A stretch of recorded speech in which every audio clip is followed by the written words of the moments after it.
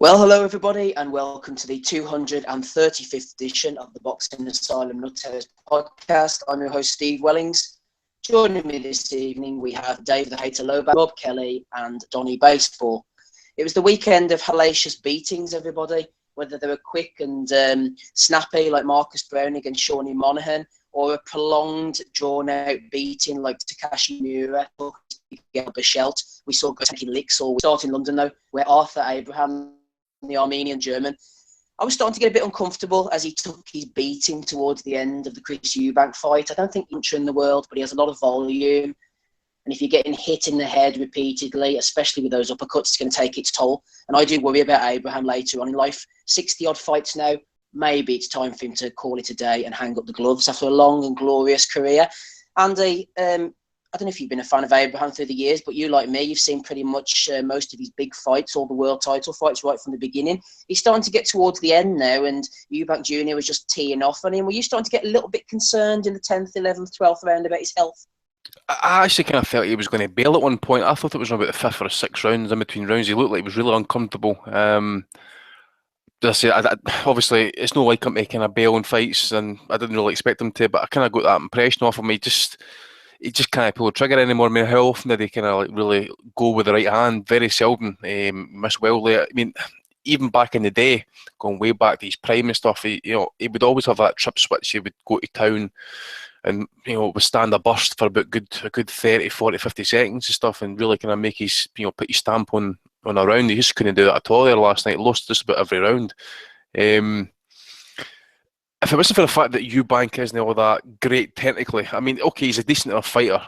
Athleticism will get him far, I would suspect, but he was missing a lot of punches there last night, Eubank, as well. Some of the uppercuts he likes to throw and stuff like he did. He caught Nick Blackwell with. He wasn't really kind of catching Abraham all the time with him, shall we say, but he did catch him a few times with it. As you say, over the course of, what would you say that was, 50 fights or whatever it is, it is going to, take its toll eventually. And I expected Abraham to kind of like basically retire after the Ramirez fight, and then he's obviously still got that. He's still got enough pull in Germany, I suppose, just to kind of get an extra couple of paydays and that. But he shouldn't need the money anymore, I don't think. As he says, he's always selling at arenas. He's always bringing in big crowds, big money paydays and stuff. So he should have enough money set aside. Depends what his lifestyle is like, I suppose, as well. But Eubank, just on him, I wasn't over enamoured. He did pace it better. He knew he was in with somebody's season tough. He wasn't going to go and take the piss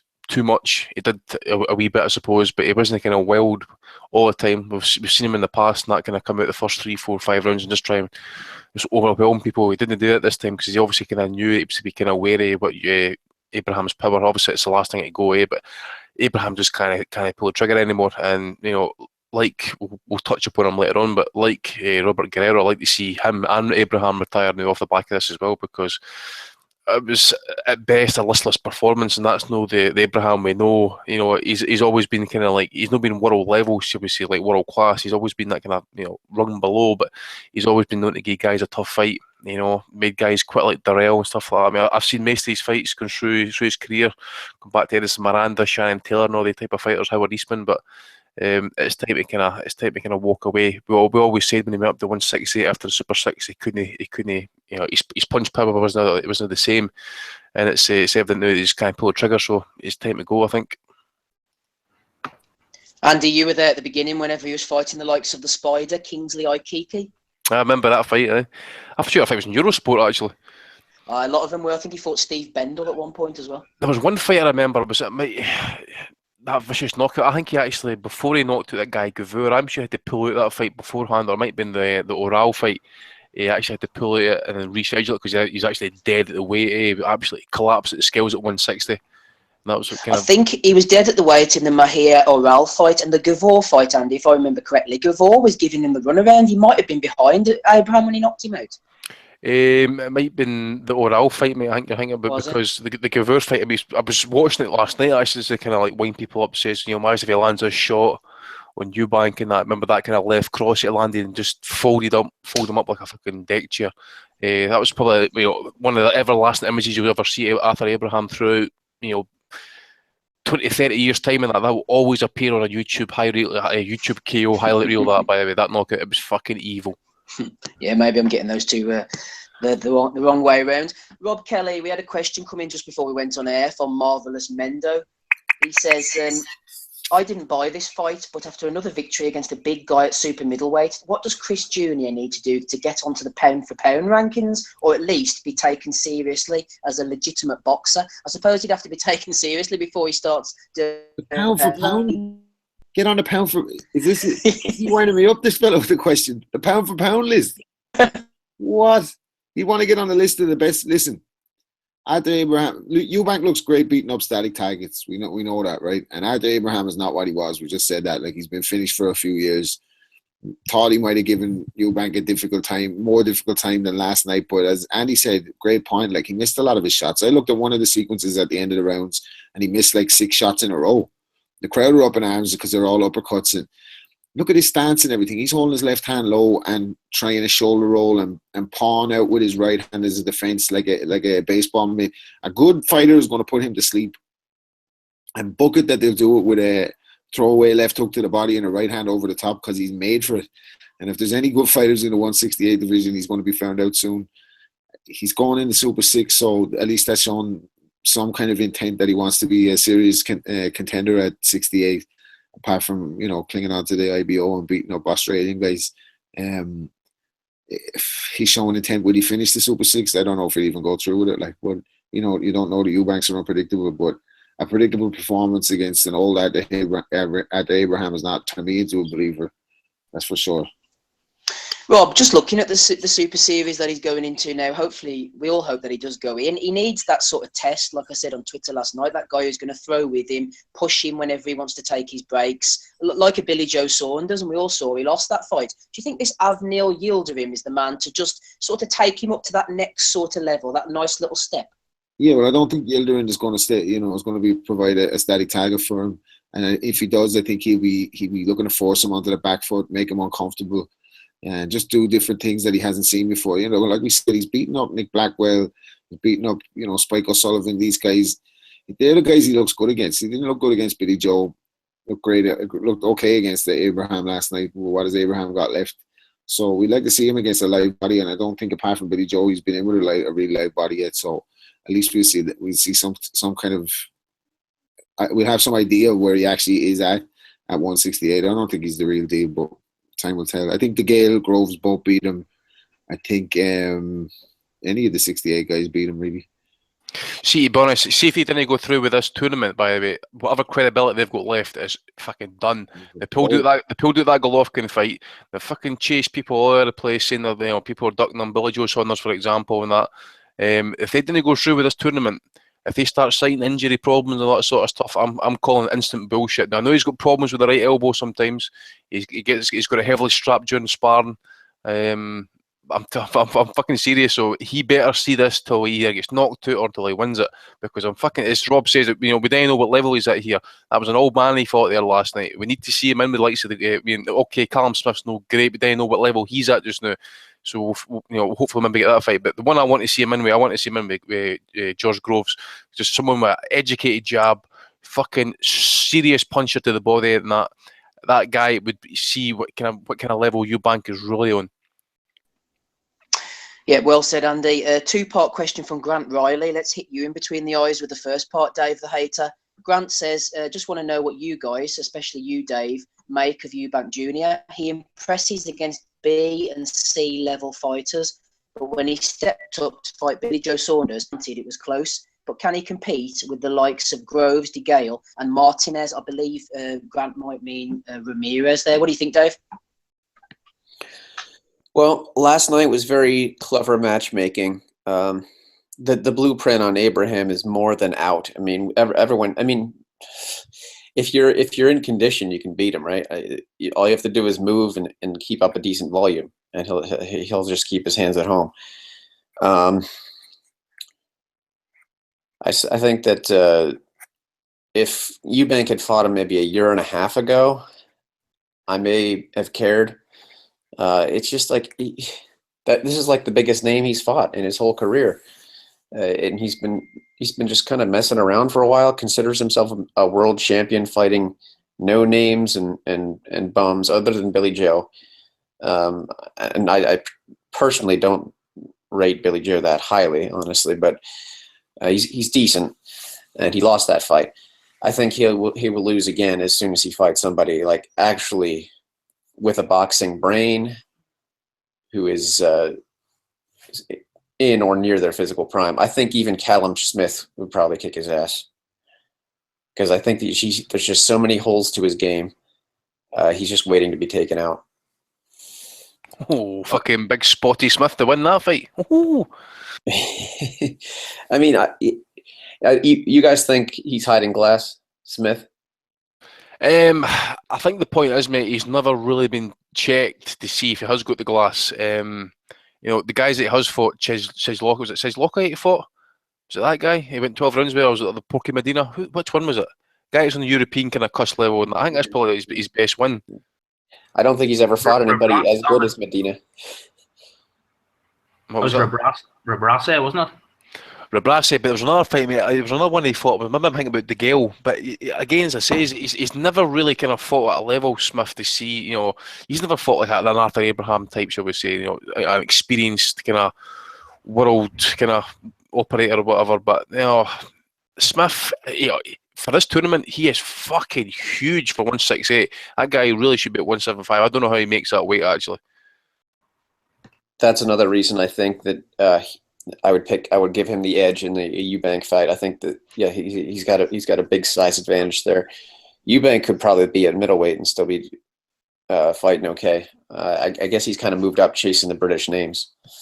I don't know if that's accurate though, because he doesn't really seem to want the names unless they're proven shot. Cheers, Dave. Dominic on the line there. Dominic, what do you make of the fight over the weekend? Impressed by Eubank? Well, I didn't see any of the fight. I saw the HBO card, but it didn't. My stream was playing up, and I just eventually gave up and followed it on Twitter. But from what I can glean, it was just your typical Eubank performance over the last sort of 2 or 3 years. You know, a lot of work rate. You know, winning pretty comfortably, but again, you know, we haven't really learned anything. I mean, I sort of agree with Andy. I think Groves.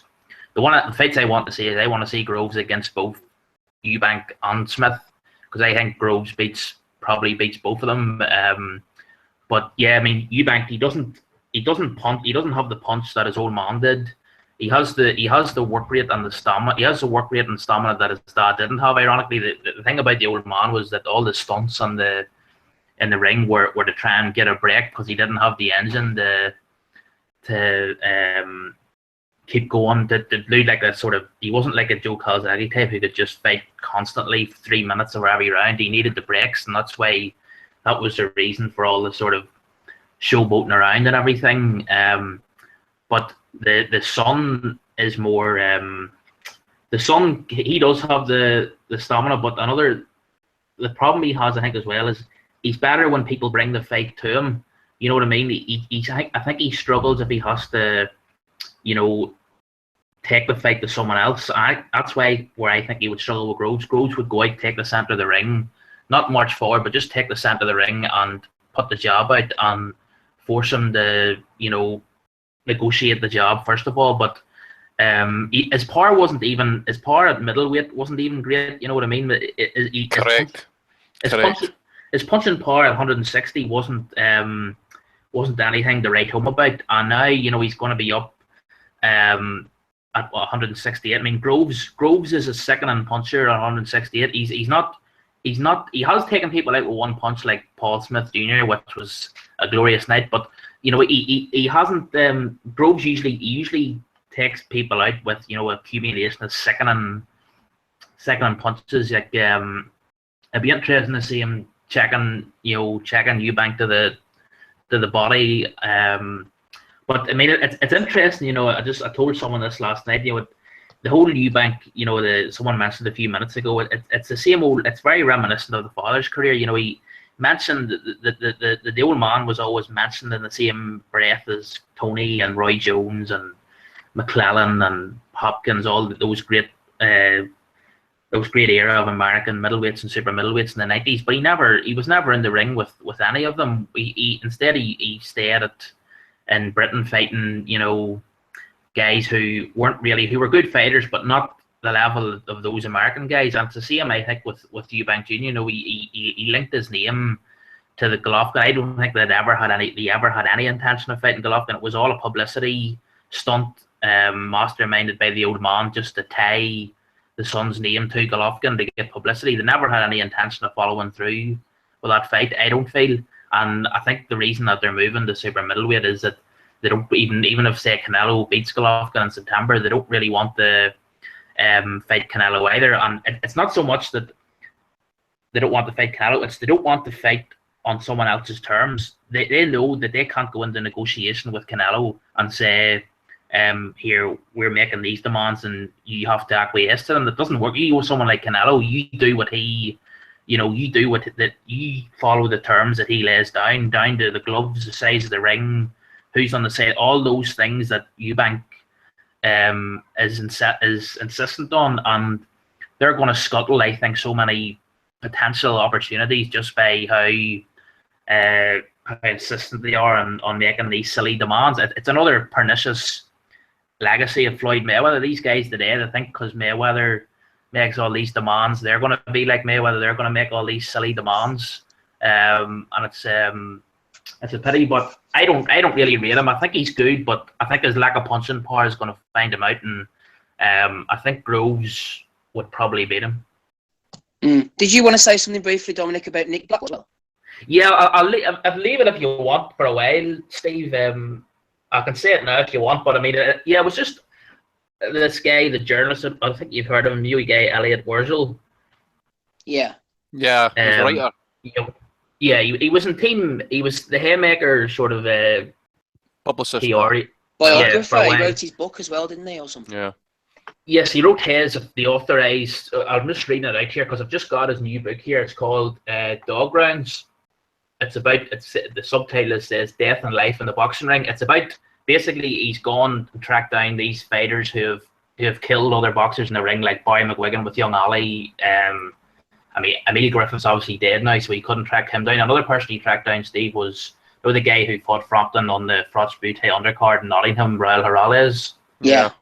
Who killed a guy. Well, a guy died after fighting Corrales a few fights after he fought Frampton, but he's got this new book out. I just picked it up, and I think he tracked down George Khalid Jones, who killed Beethoven in Scotland as well, didn't he? It might have done. I've only really started reading the book, but it's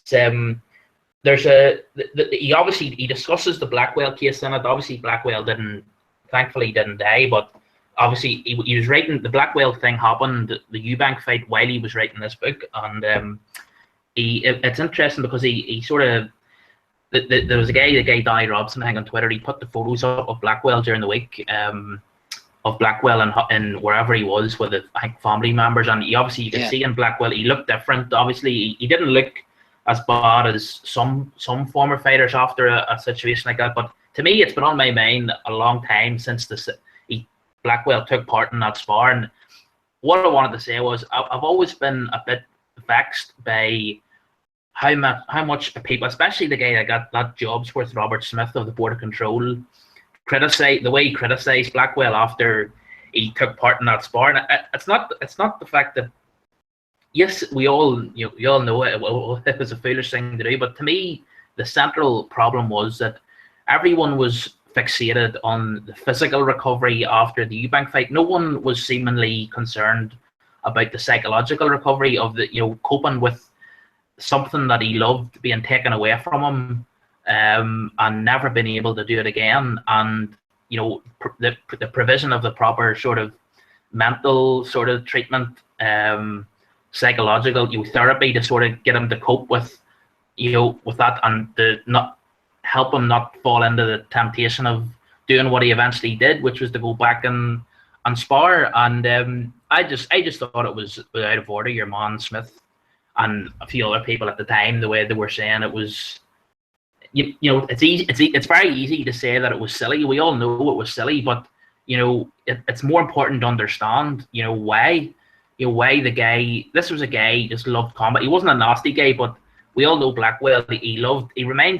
Blackwell's attitude always reminded me of the phrase Kelly Pavlik used whenever Pavlik was asked. Well, Pavlik was in his pump and he was asked about why he got into boxing as a young kid in Ohio, and he said, well, to cut a long story short, I like hitting other people and I like being hit back. And Blackwell had that same sort of attitude. He just genuinely loved combat, and it wasn't a nothing. He was just a hard man who liked.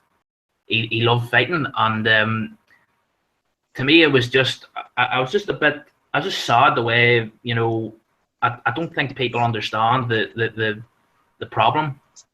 I know what you mean there, mate. I mean, for example, okay, did they get access to kind of like maybe mental health treatment or whatever after coming away from that? The board haven't really kind of set him up like back in a pension plan because he's been basically been injured at work and there's no kind of like fallback for like pension money or disability benefit. It's got to go to the government. And the other thing as well is, you get this in the army, as I understand it, if you're injured in duty, you actually get retrained to go into civilian life, so maybe get a skill, I don't know, in IT or whatever, you know what I mean? There's nothing like that. The boxing doesn't seem to kind of do that for these people, and it's left to guys like David Hay, for example, to start putting money in, Ricky Hatton put money in, and guys like ourselves or whatever put money into the GoFundMe page type thing. There was one fighter there, I was going to throw his name out. What do you call him? The kid that fought Anthony Kroll, I remember he got a brain injury. Kieran Farrell, he's got his own gym in that now, and John Murray started one up. But how much have they had to go through to try and get that money put together and all that sort of stuff? So I don't think there's any help coming for the board. Yeah, I mean it's interesting. The idea was after Blackwell made the initial recovery, all the talk was that he was doing his license and he was working the corner for a few of Gary Lockett's fighters, Liam Williams and so forth, and he was going to look. He had bought his own gym, I think, or premises with the Hay money and other money that was raised, but. I think initially there was that financial help there, but as far as I'm concerned, I think that it was a lot of people were blind to the deeper thing of what goes on inside a man's head. It's having something like that so unexpectedly taken away, and there's a lot of fighters out there who their heart, even elite fighters, and you look at them and their heart's really not in it. But Blackwell, he didn't have the ability of a lot of other guys, but you could tell how much he loved the game. He was always out. He had been out sparring, I think, Golovkin out in Big Bear. He was a tough fella, and I just think he obviously had demons. He just couldn't cope, and it led to what that tragic the time he did that. So obviously the worst, the people who went along with it, that trainer, whoever they were, that they shouldn't have went along with it at all. They should have wised up and told him to get help. Do you want to say anything about this, Rob? Yeah, no, I just wanted to make a point from the fans' point of view. When you see writers the writers in the game who trash the defensive fighters, nobody cares about these fighters after they get injured for the large part. There's people who scream for murder in the ring, but they're not going to put their hand in the pocket for a Jared McClellan or a Nick Blackwell to make ends meet after the fight game. You know what I mean? So the fans are a little bit fickle when it comes to letting that slide, and not really appreciating the kind of defensive aspect. They want to see people get hurt, and they don't care about the aftermath. We see fighters lose their lives in the ring still, unfortunately. We see fighters end up with injuries like this, and I think it's just that it's kind of a sad part of the sport that for the white part, for the casuals and all that, they don't care about the fighters after the fight. They just got to get on with it. You know what I mean? And it's tough out there. I remember reading before that none of the ex-fighters went to take care of McClellan by Roy Jones, so.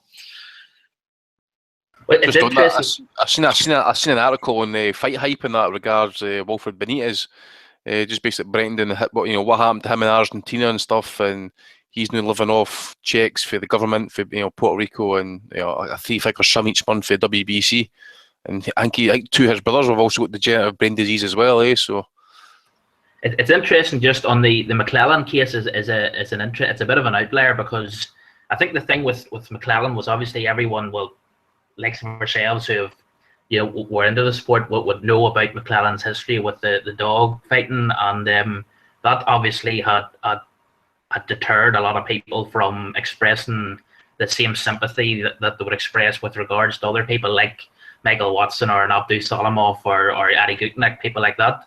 Because McClellan, obviously it was tragic what happened to him, but he wasn't a nice guy. That's the bottom line. He was a brilliant fighter, but he lost the plot once he left Emmanuel Stewart, didn't he? And Emmanuel Stewart was like a father to him, but yeah, I mean, it's sad when you see the state of McClellan. It's I know Tommy Hearn still would look after him a bit, and his sister, who's fiercely loyal and fiercely protective of it, she tries to do a lot. But it's a hard job. It's you feel for the people who are left behind. That's what this book, that this Elliot Worsley, he looks at as well, is the people who have to cope, who are left to cope with not only the injured parties, but the guys who have caused the guys who have been responsible, if you like, in the ring. The people who have to sort of console them after it happens. So it's an interesting angle on it. Mm-hmm. Excellent stuff, Dominic. Stay on the line for as long as you want there. Right, let's have a look. Donny, are you with us? Donny? Yeah. Yeah, can you hear me okay, Donny? Yeah, hello. Yes. Just going to hit you with a question, Donny, going back to Chris Eubank Jr., talking about, from Grant Riley, he said, Eubank Jr. shows glimpses of his old man, but his old man seems determined to protect him and have him fighting lower level opposition. Can he win a real title at 168? Yeah, because the division's empty now, and not all of the titleists are in the the World Boxing Super Series. So yeah, he might be able to pick up a title at 168. I mean, in a division where there's no dominant name, and there's at least going to be a couple of which belts are not at stake in the Super Series. WBC, WBO, yeah, and the IBF. So it's 3. The WBC Diamond's going into it, and so is the IBO. WBA, which Groves holds. Right, yeah. So there's a couple of free ones. So if those guys are only going to be fighting each other, I'm sure something could open up. I mean, obviously he'd have no chance at it at 160 because you got Canelo and Golovkin. He'd have no chance at 175 because you have Andre Ward. But at 168, I'm sure he could find a belt. I mean, I think about the level that he'll probably become. I could be wrong, but I think he'll be just basically a title holder, a guy who wins a strap, but isn't going to ever be dominant in any division. What did you make of the fight last night? Do you think Abraham should think about hanging them up, Donny, as we were saying?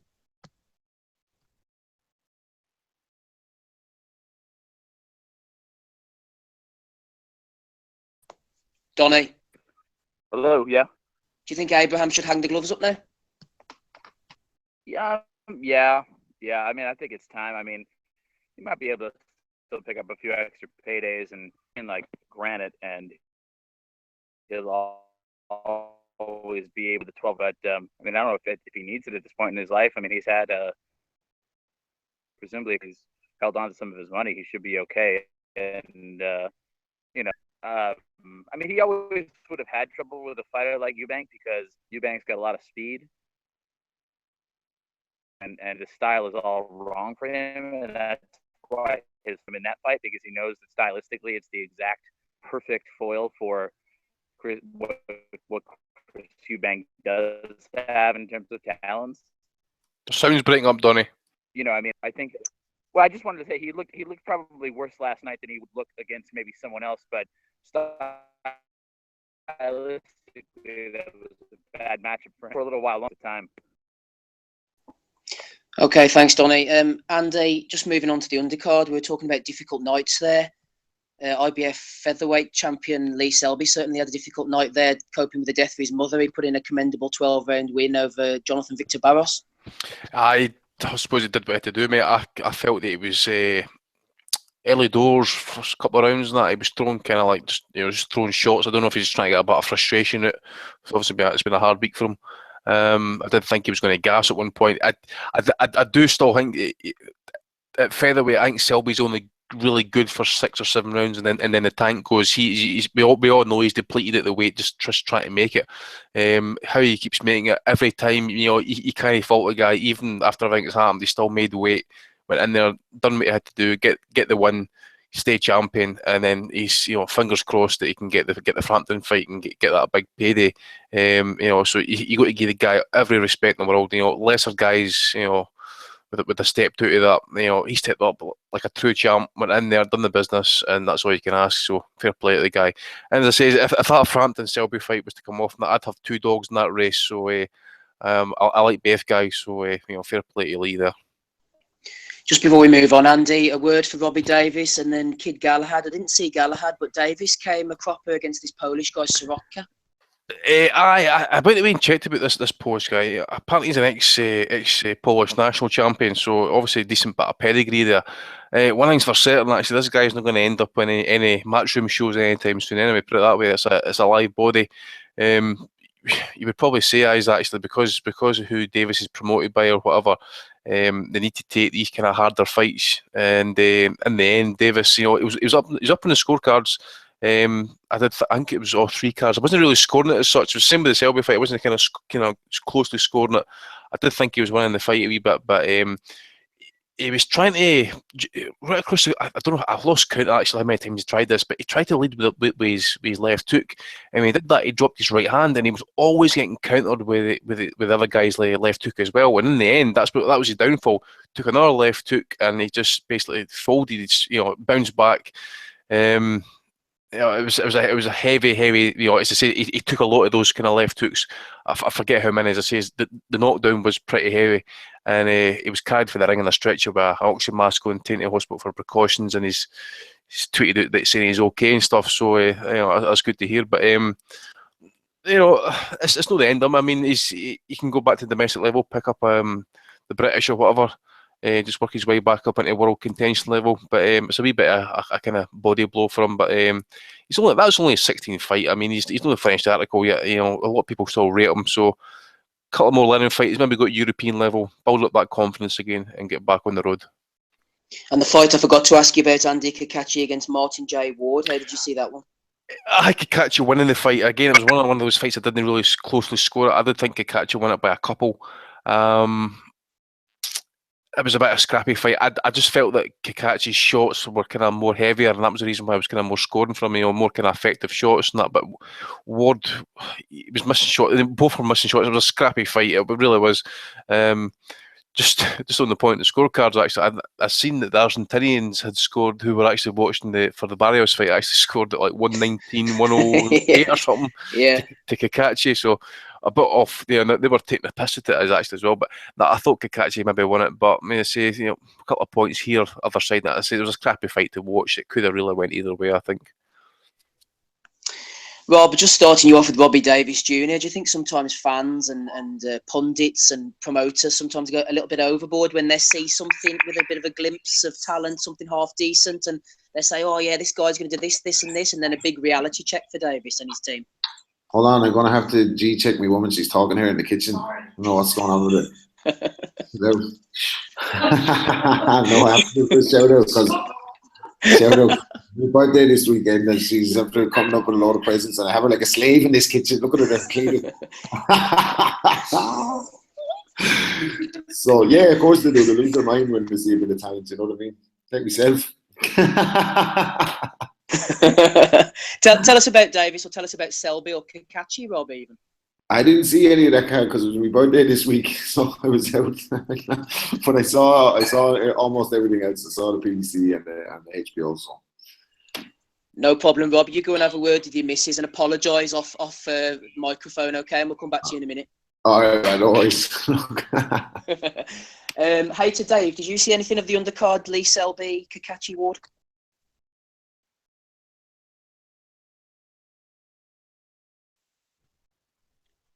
Dave Loback.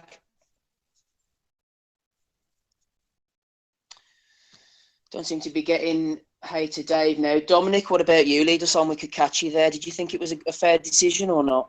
Well, again, yeah, I haven't seen the fight yet, Steve. But I mean, I was talking to you about it. I mean, if what Andy said, you know, he had see winning by a couple of rounds, that just sort of reinforces the arguments of those who have been criticising Anto's manager Pat McGee for winning the purse bids and not putting the fight on in Belfast. But I mean, in general, you know, you say, I know there's sort of a lot of banter on Twitter of guys slagging off the Irish for being one-eyed when it comes to their own, and you know, sort of a bit overly biased. I honestly, I don't think I'm like that. But Cacace is always, I think he's always flattered to deceive in terms of his reputation. A bit like Sutcliffe, all this talk about massive punching power, but you don't really see it. I mean, Frampton says he sparred with him, and it's the hardest he's ever been hit by Cacace. But the last time I really saw him, I know he fought Ronnie Clark in Edinburgh at the Meadowbank. I didn't see that fight. I saw the fight on the Frampton Avalos undercard in February 2015. Yeah. And he didn't impress me then. He stuck the place out pretty much, and you know, for someone who supposedly has a lot of punching power, he doesn't fight in a way that seems conducive to, you know, delivering the power or making the power a factor in a fight. You know, it's a pity because, you know, if I think Tennyson, James Tennyson, he's now the mandatory after winning on the Burnett undercard. He's the mandatory challenger for the British super featherweight title, and that if Cacace had won, that would have been a really good trade fight for Belfast, which could have been on the undercard of Burnett's first defence. But not likely it's going to happen. Now, the thing about Cacace is just for local interest. I know this is probably a bit sort of not really of any interest to people across the water or anywhere else, but Cacace was, you know, he went over to Philly, didn't he, to train with Tim Witherspoon, terrible Tim Witherspoon. Yeah. He didn't work out. He wasn't liking. He gets homesick, the guy, I think, and you know, he bumped into Barry McGuigan when he came back home, and he went and trained over at Battersea with the McGuigans in Frampton, and he was with them for a while, and then he had that split. He split from them. It wasn't, I don't think, what I've been told, it wasn't acrimonious. Barry's always maintained this very studious silence about the issue. He's never really said, you know, he's never really divulged much about the reasons why Cacace went back home to Belfast. And initially, then he linked up with Brian McGee, the former super middleweight contender, and then he's as a trainer, I'm talking about, Pat McGee's manager, but now he's no longer training with Brian McGee. He's training with, who's he training with now, Steve? He's training with Ray Ginley and Dee Walsh, and Bernardo Checo was in the corner as well, who's an experienced hand, used to train Roberto Duran briefly. Yeah, I saw Bernardo, one of the brief seconds the stream actually worked at the end of the fight. I saw him getting into the ring, and I spoke to him a few times at the press conferences and fights and weigh-ins, but it could get to a stage for Cacace where he just drops into being like a journeyman, because it's hard to get the opportunities, and you know, he hasn't really seized the chances that he's had really. But maybe I'm being a bit harsh, but for all the talk about the talent that he hasn't really delivered on it. No problem. We'll leave that for Dave. Final comments from me just before we move over to America. Yeah, Cacace, I was surprised he came out as a southpaw. I had expected him to beat Martin J. Ward. Pat McGee told me on the phone a couple of weeks ago that he expected Cacace to be one of these guys who fought up to the level of his opponent, and that's why he hadn't looked so good recently. But just wasn't to be. Fair play to Ward. He got the job done. It was a close fight. I didn't score it, so I'm not going to be too much up in arms about it. Steve, sees a southpaw. Do you think he had a lot of success with that straight left hand? He did, to be honest, but I don't remember seeing him. I know that he can do it because he did it before as an amateur, but I was really surprised that he fought for it as long as he did. I just expected him to be more comfortable, Andy, as an orthodox. But you're right, he did have success with it. Aye, to say, well, I've not really seen much of the guy in that. I mean, that was kind of the first time last night, but it's just, he looked comfortable in each stance. I mean, what is his natural stance? Is it orthodox? Yeah, as far as I'm aware, yeah. Because to be honest, when I saw him looking at southpaw, I mean, if he just learned to kind of tighten up with the right hook, because it looked like he was kind of slapping it. If he just tightened up with that, considering he had a wee bit kind of heavier dig about him, I think he could have done serious damage to the fucking body there. If he tightened up on the shots a wee bit. Yeah, definitely. Just a final word as well on Selby. A pretty routine performance. Barros is a decent fighter. We just need to see Selby in the ring. I can understand why he took the fight, even in the difficult circumstances, especially having had the fight cancelled because of Barros' hepatitis in January. Selby couldn't really afford to be out of the ring again. And his promotional situation with PBC is quite strange. I know he's left Eddie now. I don't really know where he goes. He desperately needs a big fight, whether it's against Josh Warrington or Carl Frampton. But that's all I've really got to say about Selby. And Robbie Davis didn't see the fight, unfortunately. The streaming company, who I should not name, who I pay, did not put it on, unfortunately, last night. And they apologised to everybody, but had to go elsewhere to see it. Right, enough of this card. We've done a good 45 minutes on it. Donny's left the call. He's had enough. Sorry about that, Donny. Hey to Dave Loback, are you back with us? Because we're going over stateside now. I'm here. Excellent stuff. Right, Dave, let's talk about Miguel Berchelt against Takashi Miura. Miura is one tough guy. He took some beating in there, but he managed to see it through. And even towards the end, he was landing a couple of shots. And I thought, here we go. Is he going to hit the 5 to 10 punch landed barrier? Well, he actually landed a good bit of punches, and he was at 33%. So it was a respectable output. It just wasn't competitive with Berchelt, who could hit on the move. He had the speed advantage. He had the accuracy advantage. He was just a better boxer and more well-rounded guy. And he put on a very smart performance. It was not the bloody war we kind of hoped it would be. Hopefully that card with Chocolatito and Estrada and Soringvazai or whatever the hell that guy's name is, that one should deliver the action we've been waiting for from the little guys. But I think just Berchelt was too high a level. We need to see Lomachenko to see him lose, I think. These face-first guys aren't going to do it. Although, if anyone would have done it, I think it would have been Miura, because he put everything he had into that. He sold out when he knew he needed the knockout. He abandoned defense and just went all out for it. Left hands to the body, left hands to the head. Everything he had, didn't land all of them, obviously, but he did pretty well. I was impressed with the heart he showed last night, and it was a better performance certainly than Vargas, who earlier beat Miura. It's a better performance than Vargas was able to turn in against Berchelt. But yeah, good showing by Berchelt. He's a very I don't want to say good boxer for a Mexican, because I mean Mexicans have a long legacy of great boxing, but he's a great mover for a Mexican, which you don't see a lot of Mexicans do. I guess you're thinking Miguel Vasquez, Matty's old top 3 pound for pounder. That guy could move, but Berchelt's better than him. I think he throws a lot more, and he hits harder. Dave, Steve Kim made the point during the live commentary. He said if Berchelt is going to appeal to the core Mexican fan base, he's going to have to learn how to plant his feet and go to war at times. Do you think he's capable of that, as we've seen many times in the past? It was just a case of fighting the right strategy against a big puncher this time. Well, he did have. I mean, it's hard to say he went to war. He exchanged a bit last night, and he took a lot of punches. So, I mean, took some pretty big punches to the chin and the body, and nothing really fazed him. I think he started to tire there at the end, but he never looked really hurt to me. Maybe he was buzzed once or twice. Nothing serious though. So he's got a chin on him for sure. I think he can mix it up.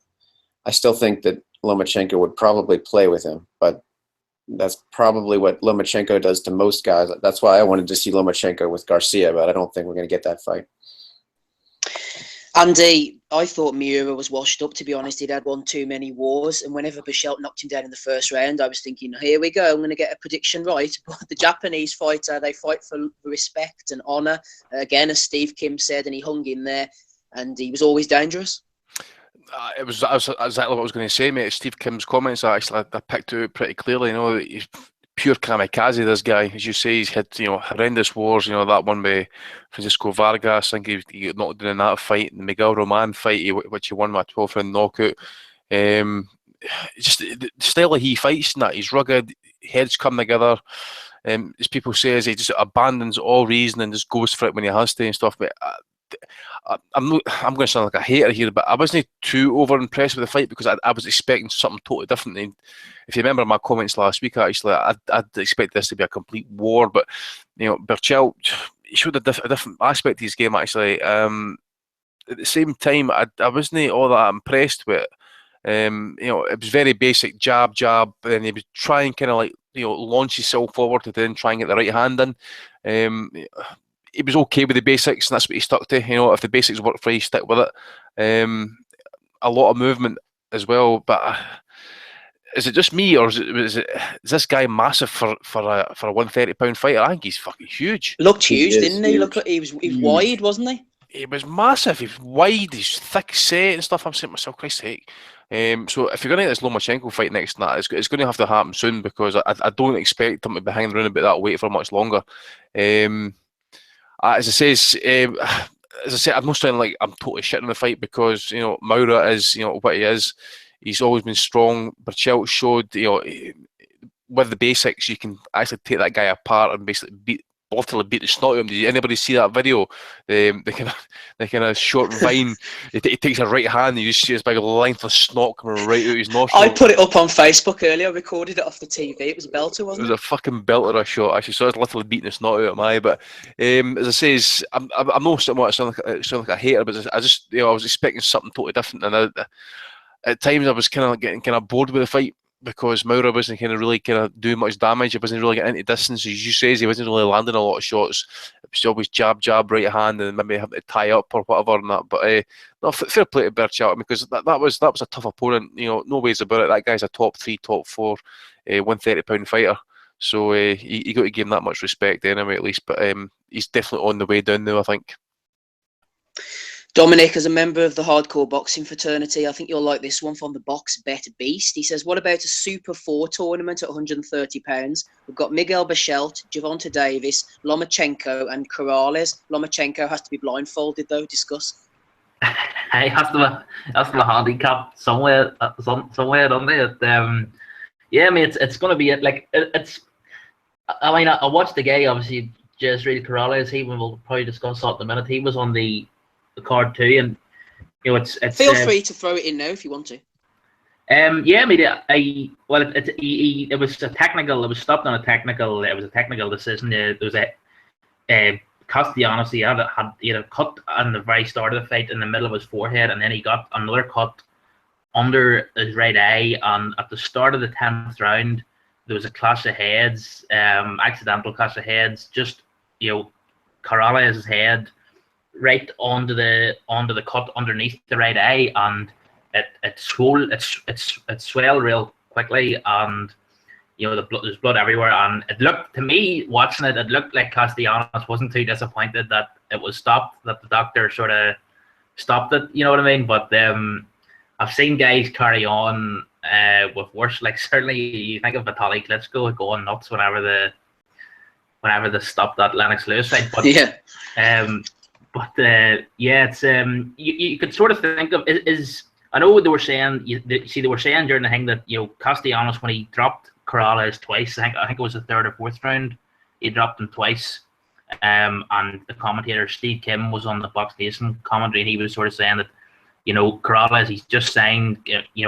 Castellanos was a Golden Boy fighter too, but Corrales had just been signed by Golden Boy, so he was like, although they were both Golden Boy fighters, Corrales was, in fact, he was the essay, he was the house fighter. Yeah, the prospect, yeah. Yeah, and you could see Oscar getting a bit shifty in his seat whenever he went down twice. But Corrales he's good, but it's sort of same with Berchelt. I thought he was same boat as Andy. I mean, I don't want to crap on the fight, because I was expecting an absolute slugfest, but maybe it's one of these things, like, I don't want to say once bitten, twice shy. It's like more like 10 times bitten with these guys. They're flipping the amount of wars of it in. But Berchelt and Corrales, they're both good, but I wouldn't say they're anything out of the ordinary. I mean, I think Lomachenko beats everyone else in the division, but it's just a question of whether the fights can get made. And I think the fact that they likely can't get made means that there's no point in Lomachenko hanging around. I mean, the thing we've all said all along about the boys mentioned it on the podcast. I remember listening about a year and a half ago, like when John Molina fought Terence Crawford, it was an instance of sort of PBC fighter fighting a top rank fighter. But the boys made the point that it's not really a front rank PBC fighter. Molina was going over to fight Crawford on HBO, but really it doesn't really. We'll have to wait until we get a big fighter, a big PBC fighter like Davis, who has a lot of weight behind him, Heyman's behind him, Mayweather's behind him. We'll have to. The test is whether someone like that takes the jump and comes over to fight Lomachenko, or vice versa. I mean, I know Lomachenko fought Guy Russell on a PBC card that wasn't a PBC card, but it's hard to know whether these fights are going to happen. And I think that the likelihood is that they won't, and Lomachenko therefore should go to 135. But you could see something like Corrales against Berchelt. You could see something like that. Maybe that was a Golden Boy card last night. So I don't know, who is Berchelt. Is he promoted by Golden Boy too? I think he is now, yeah. So you could have that. That could be a relatively straightforward fight. They were talking about Berchelt against Francisco Vargas, but I would maybe the most sensible thing would be Jezreel Corrales against Berchelt. I mean, you could see Andy was saying this earlier. You could see Roberto Duran. He was sort of trying to stay awake during these fights. They weren't the sort of fights that he was sort of renowned for being involved in. You could see he wasn't he wasn't that sort of engrossed in the action, but at least he's still able to go to fights. He's still plugging on. We seem to have lost hated Dave Loback. He's back up and down like a jack in the box. Rob Kelly was away. Are you back with us, Rob? Yep. No, we still lost Rob. No, Rob. I thought he was getting the wife the back. good news at the kitchen table there. Like John and Mary and Father Ted, was it, Rob? That's it. That's exactly what we're like. Drink. People come around and start smiling and all, like we're not killing each other in the background. Yeah, we're talking about Berchelt against Miura and Corrales against Castellanos, if you want to hit any of them.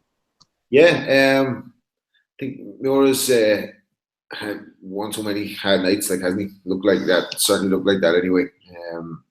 Kind of strange head movement from him when he got dropped. Just thought like maybe he just had one too many nights out. The other fight was a bit of a strange fight. Panamanian guy, how do you pronounce his first name? Jezreel, isn't it? Jezreel. Yes. Wide, awkward stance. All over the shop, really. Like, isn't he? He's unorthodox, got some good power, recovered well from the knockdowns, and strange ending with the kind of clash of heads there. Thought like he knew he'd done a bit of damage. Obviously, it was unintentional, but because he didn't keep punching when the guy kind of turned away from him. So strange. It was good action in both fights, but not excited to see either of the two of them again. Maybe against each other, I suppose, but wasn't blown away by any of their level of talents. I like Berchelt. I think he's a smart fighter. Went to the body a bit. It's good on the jab, but Lomachenko beats everyone, doesn't he? So. That's pretty much what we were saying. Before we move on to the final fight of the card, hater Dave Loback, do you think Corrales will be happy with his performance? It was supposed to be his big breakthrough, wasn't it, on HBO? Given the fact he was knocked down twice, but he eventually won the fight, do you think he'll be pleased, Dave? I don't think so. Not fully. I think he would want to impress more, and I think he felt. I don't know if this is true, but I think he felt he was heading towards a more satisfying conclusion because he had more momentum at the time. Even if he'd won like a decision with the fight going the full distance, I think he would have been happier. Because it's just like the controversy now, and you had the HBO commentary saying we need to see a rematch. So I think he's going to probably go for that, and I think he would be well served to do that. Hopefully, the rematch will reach its full natural conclusion.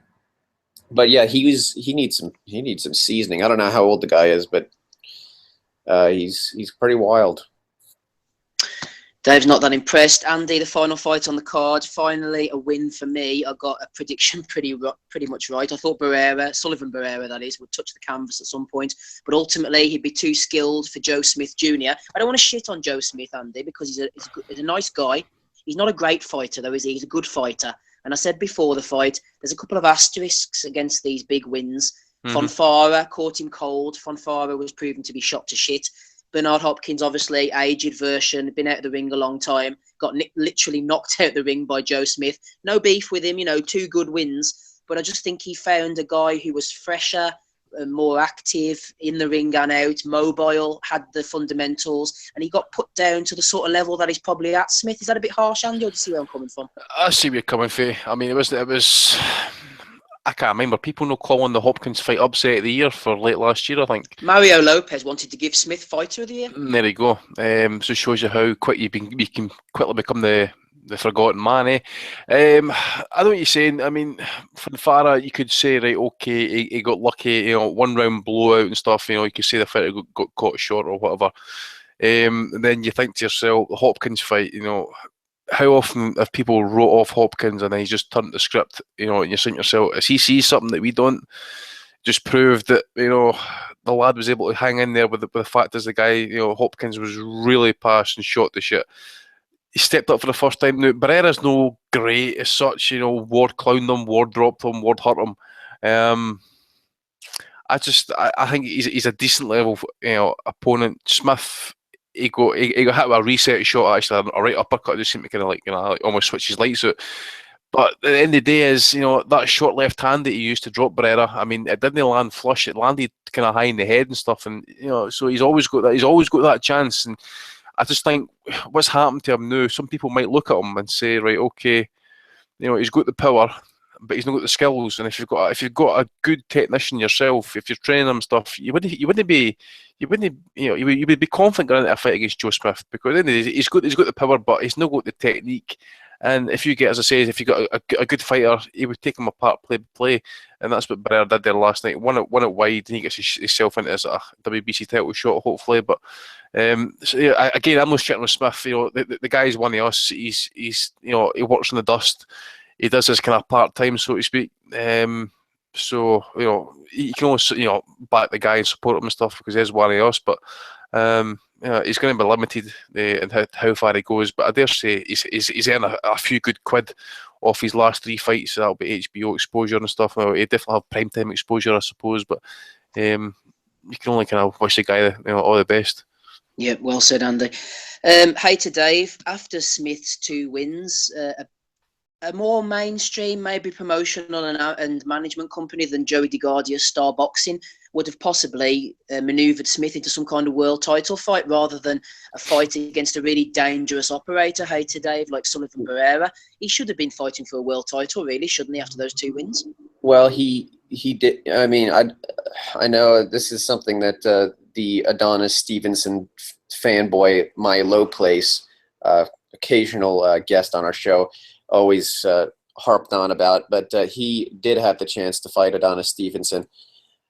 So it was. I don't think we can blame the managers on this one. Although I don't know if it was Joe Smith or the management who demanded the rematch clause, and which is why the fight didn't happen. He probably should have taken it.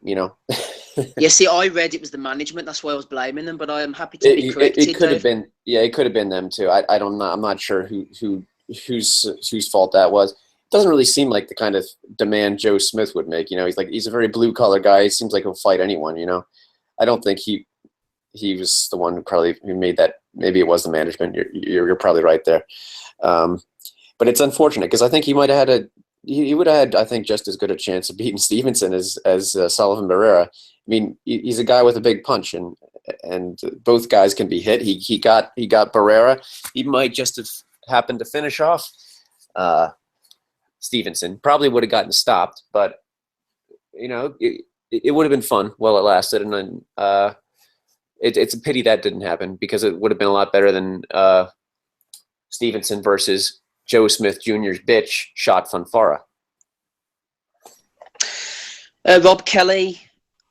There was 2 guys who sort of found their levels over the weekend, 2 honest, decent guys, Shawnee Monaghan and Joe Smith. It was a shame we didn't see them pair thrown in together, in the Garden or something, big following, sort of Irish heritage, etc. That would have been interesting. They could still do it, maybe. Big L's for Irish this week, eh? Yeah, come on. Well, speaking of Adonis Stevenson, he was the one who wanted to fight Shawnee Monaghan, so that gives us a chance to shit on him. Well, here's what I think about that. I think if there's any half-decent fighters in Ireland right now that are amateurs, they should run to America because they're desperate to build stars, because Joe Smith Jr. and Shawnee Monaghan were drawn big crowds, off the strength of being second and third generation. So if they have anything about you, get over there, get your face about, smile at a few people, come up with a few catchphrases, and you have a license to print money. Joe Smith Jr., I never thought Joe was any good anyway. I thought he had a big punch. I thought Hopkins that beat Shumanev would have schooled him and maybe even taken him out late. I think he wouldn't have stood a chance against Kovalev. maybe Stevenson a puncher's chance, but he's apart from his brute strength, he's very limited. I don't think Sullivan Barrera is any great shakes, even though he's a good technician, but he's definitely got raw power. And that Monaghan fight, why not now? Both of them coming off an L. It's going to draw. If it's going to happen, it's got to happen now, isn't it? Because where do they go next? So. Yeah, you think they'd get the crowds for it, wouldn't they, Rob? Oh, they could be fighting. Do you know what I mean? They'd go be there for the party anyway. Do you know what I mean? Going to support their lads, and apparently both of them are huge draws. Like so, there should be no obstacle to it happening. And you know, it's kind of like it's a kind of a last throw in for both of them, isn't it? Well, not really last throw in for Joe Smith, but you'd say Shawnee Monaghan anyway. I don't think Shawnee Monaghan belongs at any kind of level, so they should be looking to cash out at that. So. Yeah, definitely agree. Before we move on to the other card, Dominic, do you want to say something briefly about the life and times of Smith Jr., or maybe a word for Sullivan Barrera, Dominic? You know, he could get a world title shot at some point. Beat Shabransky in his last fight. Yes, he did indeed. It was lovely to see the old man coming into the ring at the end. You know, the old man had sort of been in Cuba for I think the last, you know, since Sullivan himself came to the States, the dad's been left behind in Cuba, and I think he only came to the States recently, and you know, he only be able to watch the fights by someone sent a CD back to Cuba, and that's the only way I was able to watch the fights. But yeah, I mean, he's already lost the award pretty conclusively. You know, they're talking. You know, Steve Kim mentioned on the commentary last night that, you know, he's promoted by Main Events, and both. You know, that's Kovalev is handled by Main Events as well. So theoretically, you know, that's a fight that should be straightforward to make.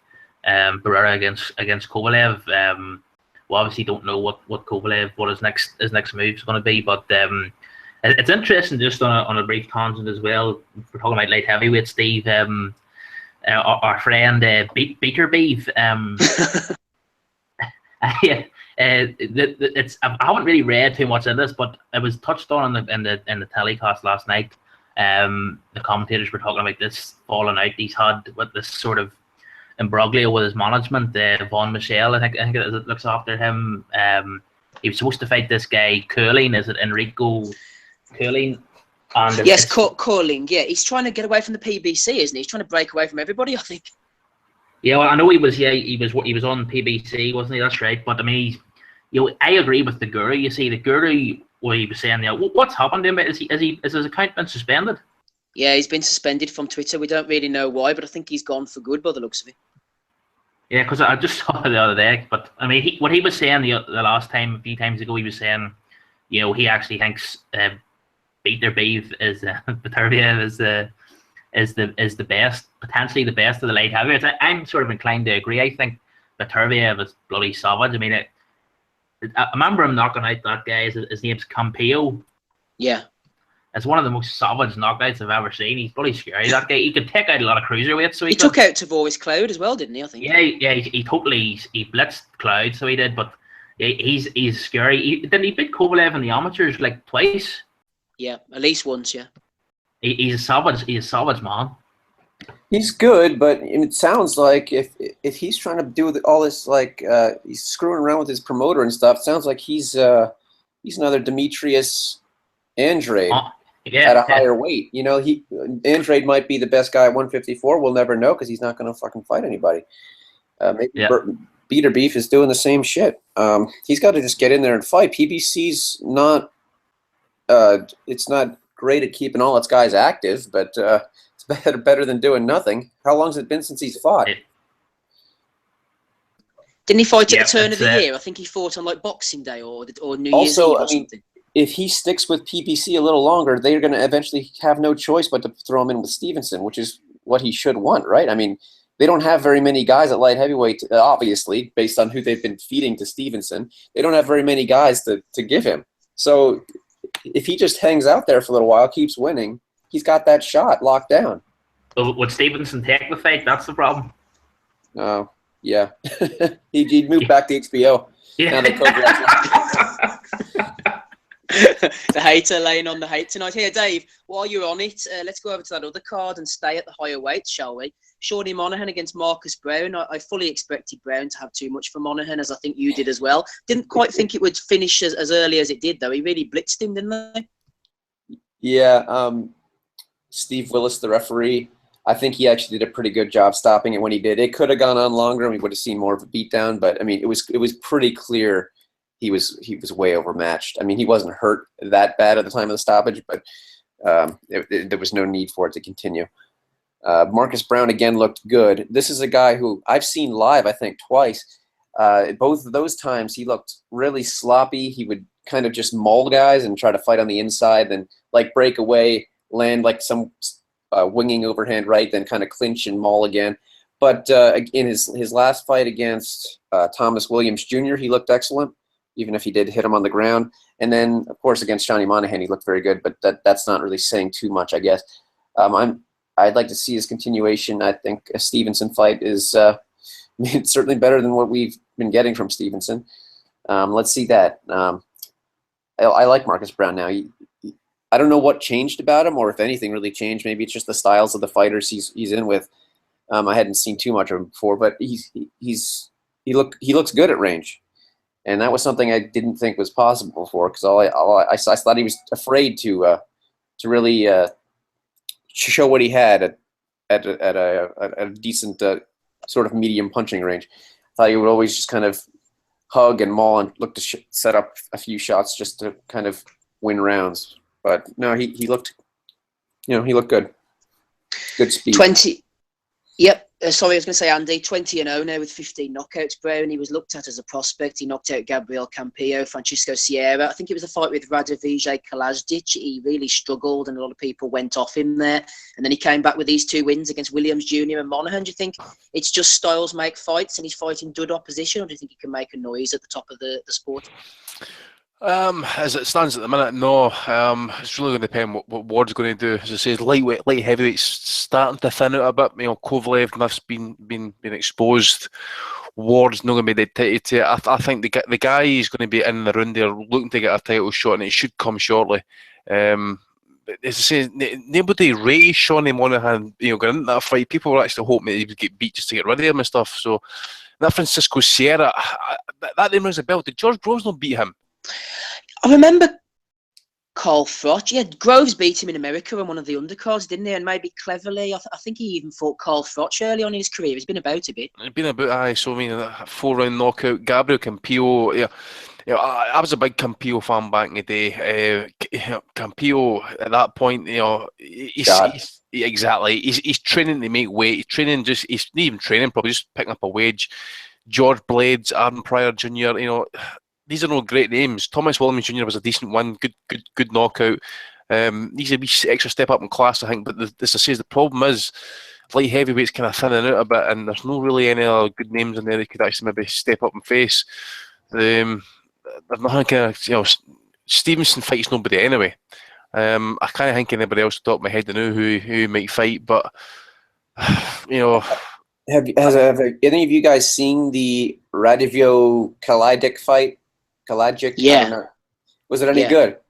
I thought it was close, and it was a split decision, wasn't it? A lot of people thought Browne lost. I thought it was a close fight now. It looks like our favorite bitch, Waleska Roldan, gave it to Marcus Browne, so that makes me suspect of it. But I think this Kalajdzic guy might be pretty good. So I just pull up. Sorry, the fact that he kept it close is, respectable at least. I've just pulled up the rankings there and stuff. I mean, Badu Jack, Baterbev, he's on the sidelines, and that's never going to happen anytime soon. Miura, I think he had a fight recently for the European title, which I think he won. Bremer's didn't wait, so that maybe leaves like Gvozdyk, which, to be honest, I think Gvozdyk would actually light his arse up badly. Yeah, and Bivol would absolutely destroy him. Yeah, I was going to say that actually, Rob. I was thinking to myself, the two names Andy just mentioned, Gvozdyk or Bivol. I know Browne is ranked number 7 by the WBC. He's not really ranked that highly. He's going to have to go through another couple of decent names before he gets a title shot. Yeah, I think it's kind of telling as well that he hasn't really been spoken highly of up until now. So we'll have to wait and see what he's like. Maybe, he obviously packs a little bit of power, but we don't know if Monaghan was any kind of operator really, do we? So we'll have to wait and see. Right, let's have a look. Rob, while you're unmuted, tell me about Figueroa moving up about 2 weight classes because he can't be bothered to train against Guerrero, who the ghost. I think he's the ghost of the ghost these days. Oh man, it's bad looking at Guerrero kind of like this because one thing about him, he was always limited, but he was rugged and he was game in his prime, and he would come to fight, and he still comes to fight. But unfortunately, I think the fight's been beaten out of him over the last while. Like I thought he looked shot ever since the Floyd fight. I don't think he's been the same. I know, yeah, maybe one. He's had like 1 or 2 good wins since then, and then after that, he's been on the slide. Like Thurman, he shipped some heavy shots. Last night it didn't look there for him, did it? Like he was going for it, but it just didn't look like it was there for him. To be fair, though, he didn't look completely shot against Thurman. I mean, Thurman was just a lot better than him, I think, and he still managed to give him a few problems, and he showed a hell of a chin in that fight. Really showed a lot of heart and fought his ass off. Even against Danny Garcia, I mean, he won a couple rounds. He didn't look very good in that fight. You could tell he was on the slide, but I think the guy who fought Danny Garcia, I don't think gets smashed. I think it's like a pretty rapid decline here. Yeah, maybe so. I just thought like, or maybe I never really thought he was any good in the first place. Then I just think he's like, he's kind of reached a level, and then he's been on a slide from that level. Like I don't think he's ever going to mix for a world title again. Like is he? So, like he might call time on it. But maybe there's paydays out there for him still. I don't know. Like we were just talking beforehand, like he's accumulated a lot of money. This guy's had a lot of big paydays, like for not taking a lot of L's in the last while, but. I don't know. Does he need to fight anymore? He should be financially okay right now. Andy, Figueroa against Guerrero. I think the uppercuts were just killing Guerrero, weren't they? Even though he tried to give it a go. I think he's another one who should maybe hang up the gloves. I'm calling for a lot of retirements tonight. Aye, Figueroa. I don't know if it was just Guerrero just can't hold a shot anymore, or whether this movement weight is just all of a sudden just Figueroa's punching like Tommy Hearns just a bit, because he wasn't getting a lot of leverage in some of these shots, especially the third knockdown that eventually called the fight off. They were kind of like Guerrero came out kind of like after like one of those, the third round, I think it was, fourth round, he just came in there and just absolutely kind of ladle shit into him. And he kind of clinched and then just kind of like hit my right hand, and then he went. He seems to just kind of seem to hold a shot. That left uppercut, I could understand it because he seemed to come on the blind side a wee bit. Maybe they never saw it coming. Maybe his peripheral vision shit. I don't know. But as Rob says, one thing you were guaranteed with that guy, and Showtime were fucking bigging him up for when Floyd came back. It was Floyd's first fight with Showtime. He was going to be tough, rugged, ex-world champ and all that sort of stuff. But one thing you can never fucking say about Robert Guerrero is that he's not a real man. That guy gave up a portion of his career to go look after his wife, look after his family. That is a real fucking man, right? And then to go back in the ring and fight for the family and stuff. After everything that a family's went through, his wife must be looking at that there last night and says, right, okay, call it a day. You've made your money. We're talking about it off air. That guy must have made close to about $10 million over the course of his career. If he's got that invested wisely and stuff, make money for him, chuck it. You don't need it anymore. And certainly your family doesn't need to see you coming home getting CTE or fucking some sort of other brain damage. Just chuck it. You've got nothing left, mate. Nothing else to prove. He was a good gatekeeper as well, but those days are come and gone. You're not just going to be a recycled used to be name. That's it. I agree. He did beat Berchelt. Yeah, hey, to Dave, tell me about the fun fight between the two Poles. Adam Kovnachi, who looks like he was a little bit on the tubby side, and Spilka looks like he could make light heavyweight. They don't look like your stereotypical heavyweights, do they, the pair of them? I think that was funny. That was funny as fuck, that fight. Yeah, that was probably the best fight of the night because it was just like bizarre but also funny. I think Spilka was in the best shape of his career, actually. He's looked a little bit blubbery himself in the past at heavyweight. He looked pretty cut last night. Meanwhile, I don't know how do you say that guy's name? Kovnachi. Yeah. Kovnachi. He was fat, but he had come down from, I think the commentator said 290 to 240 something. So 290, friggin' hell. He's a guy who's had some health problems. He busted his hand up. He's had some surgeries, so he's been kind of sidelined, and I guess he's trying to get back into it now.